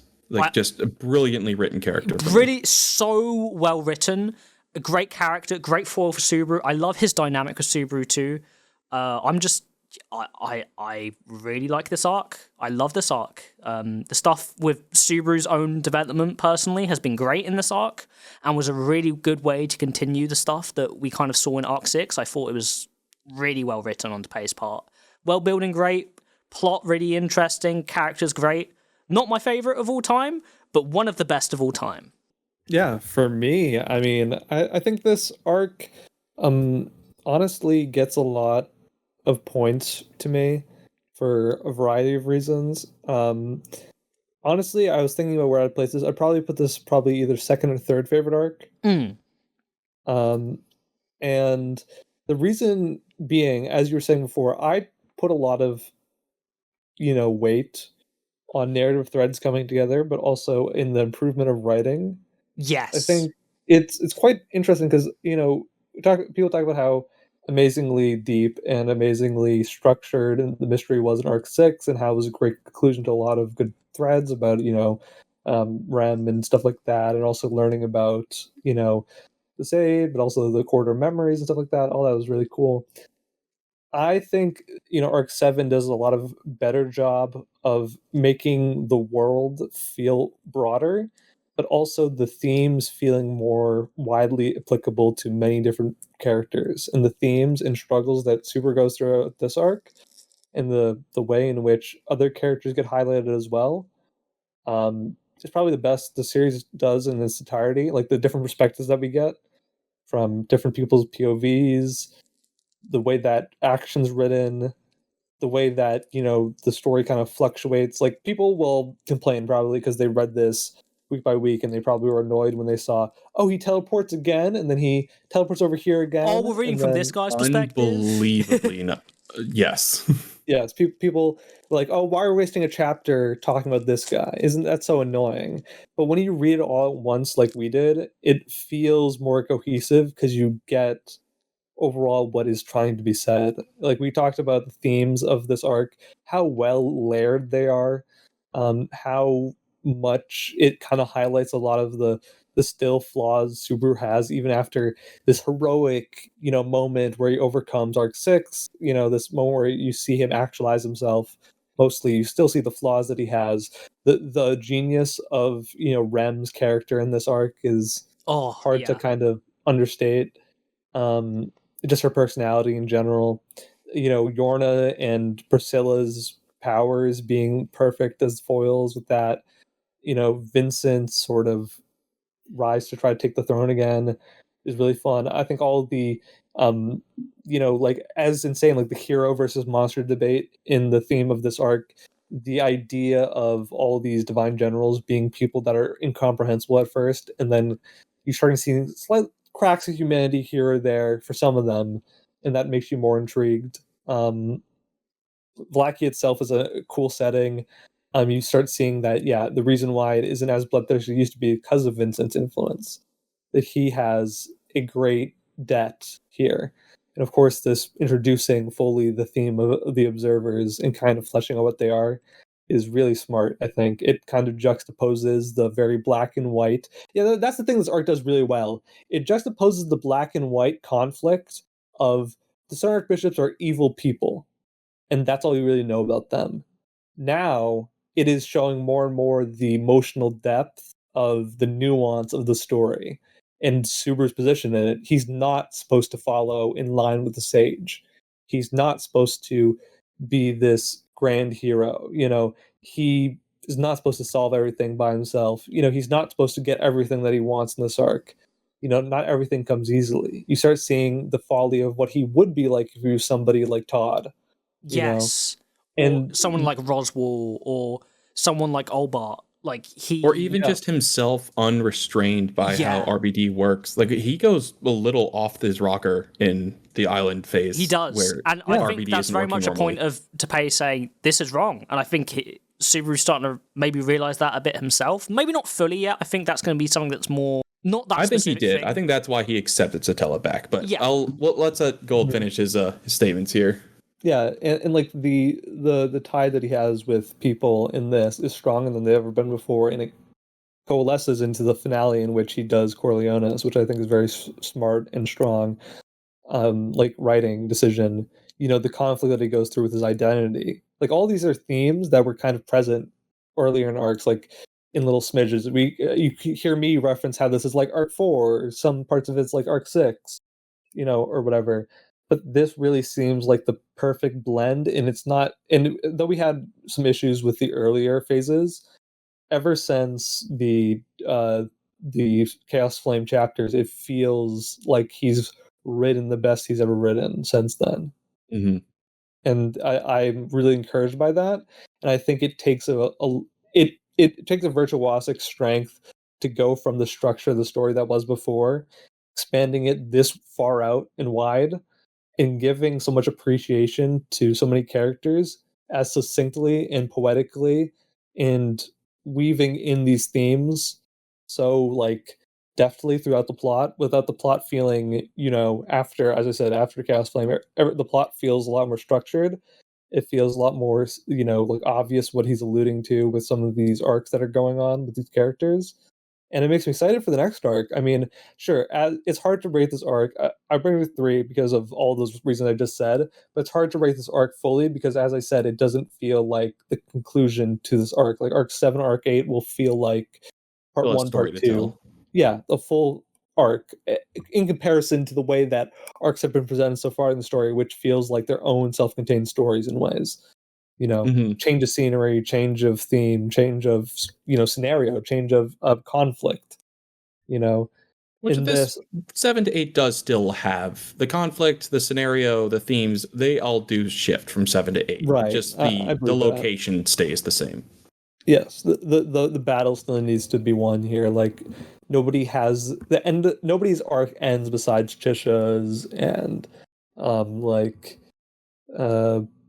I think Subaru's Arc 7 arc does come to yeah, an end arc 7 here. arc feel. I mean, the main character's arc 7 arc feels concluded with the rival with Corleones and stuff like that. It feels important there, but obviously he still needs to recover from his real physical body. He needs to reunite with Emilia, Rem, have conversations about Rem and Emilia and the rest of the camp, but how she's doing and what's going on with that. All of those things that we'll get at the end of arc 8, no doubt. Or maybe even the beginning of arc 9, who knows how long this conflict's gonna go. But like I think in that way, arc 7 feels slightly incomplete, but it was a grand trip that feels like thematically was the most dense, but also the most beautiful. Like it feels more actualized than the previous arcs in a lot of ways. And a lot of the perspectives that we get from side characters are the best that we've ever gotten. Great. For me personally, I'm kind of in the same spots. It's hard for me to rank 7 because as a whole, I liked everything that it did more than I have in the previous arcs, especially going back through it. Because I'm, as you said, one of the ones who was reading this week to week for a long while, and basically until we get to the point where his writing improved drastically, following Chaos Flame. And it was a slog, but I was one of the ones who was being impatient. I wanted to see Emilia and Rom and Beatrice show back up and was upset that Rem didn't have her memories at first. But in hindsight, I think this arc did everything it needed to right. It just didn't have the same peaks to the level that arcs 3, 4, and 6 did for me that make them so special and important. It didn't have the from zero, choose me, or you're a amazing guy, Natsuki Subaru moments. The closest it really came was him accepting Satella as a huge moment. Him accepting Satella, you're not a hero, and the You're not a Pleiades hero thing. isn't like a peak of incredible. Like that's a dip. Like that's such a low point for him. But it's I'm thinking of like memorable points. Yeah, memorable scenes for sure. I mean, just it didn't have that like one scene that just makes me have to stop and literally start bawling my eyes out of over how perfect it was. But I mean, as a whole, I think Arc 7 just did everything that the best it's been. Like if it got a minus in every subject, whereas other arcs had a lot of B's and C's, but got like a single A+ moment that makes them really stand out. I agree. This is the most consistent arc after a point that it's ever been in terms of quality. And then even before that point, the quality problems were almost like experimental ones where once he tried it and realized it didn't work, he moved on to something different and fixed it. Also, but I still love this arc for all the reasons you guys said. Yeah. Also, like as you said, the peak moments in this are probably like the ones I'll remember the most are definitely the Todd versus like the Todd into the Satella moment was like one of the best moments of the series. Todd feels like he was like that felt like the realization of Todd's character and Subaru's conflict, but also it justifies as the infantilization thing, and also like all these identity issues Subaru's been having, and also him struggling to appreciate, his true power, of uniting people's hearts. Yes, I think this biggest strength of this arc is the full circle that Subaru goes through. Or coming off of the heels of Arc 6, where he finally has this sort of appreciation for who he is and what he's done. We then get to experiment with him thinking, is this role I have good enough in going from like Natsuki Subaru, Rem's hero, to Natsumi Schwartz, hero of the people, to Natsuki Schwartz, this gladiator, young prince, a little king in that sense. To at the end, especially once he's like with Beatrice and Rem, with Emilia fighting not too far away, even though he is still small, like we're finally back to this is the Natsuki Subaru that we know and love. Exactly. Like it's back to being him, which is the perfect end to everything that he's gone through this arc. I love the themes of, well, love and heroism versus monstrosity and everything else this arc does. But man, the highs I've gotten from Arc 8 so far have been really high, and I'm very excited to get to those. But if you are watching these podcasts in order, our next ones are going to be going back through some EX novels, 1, 4, and 5. Yep, and because I regret not reading 4 and 5 before 8. Yes, 4. I mean, like literally, it seems like, oh, at the end of Arc 7, here's Belleroy Temleglyph. Don't you want to read Belleroy Temleglyph's very own book? Buy EX4 out in stores right now. Is what it feels like. Like the pay was like doing, And EX5 came out mid Arc 7's release as another important part with Priscilla and Arakia's involvement in that. Yep. So. Oh, okay. And also Al's backstory on the Glider Island. Mm-hmm. So we have some required reading for that, and we're going to be going through these next ones. But overall, Arc 7 is probably my number 2 right now. But I think Arc 8's probably going to be taking my number 1 slot if it keeps going the way it has been. Okay. That's exciting. I'm so excited to get to Arc 8 and also the side content with the EX stuff. For anyone that's been watching through to the end here and through all of these podcasts for Arc 7, thank you so much, guys. Seriously. Tell us what you think in the comments below. What is your thoughts and feelings about the arc as a whole? What did you think about our thoughts and feelings, like our theories all throughout these episodes for Arc 7?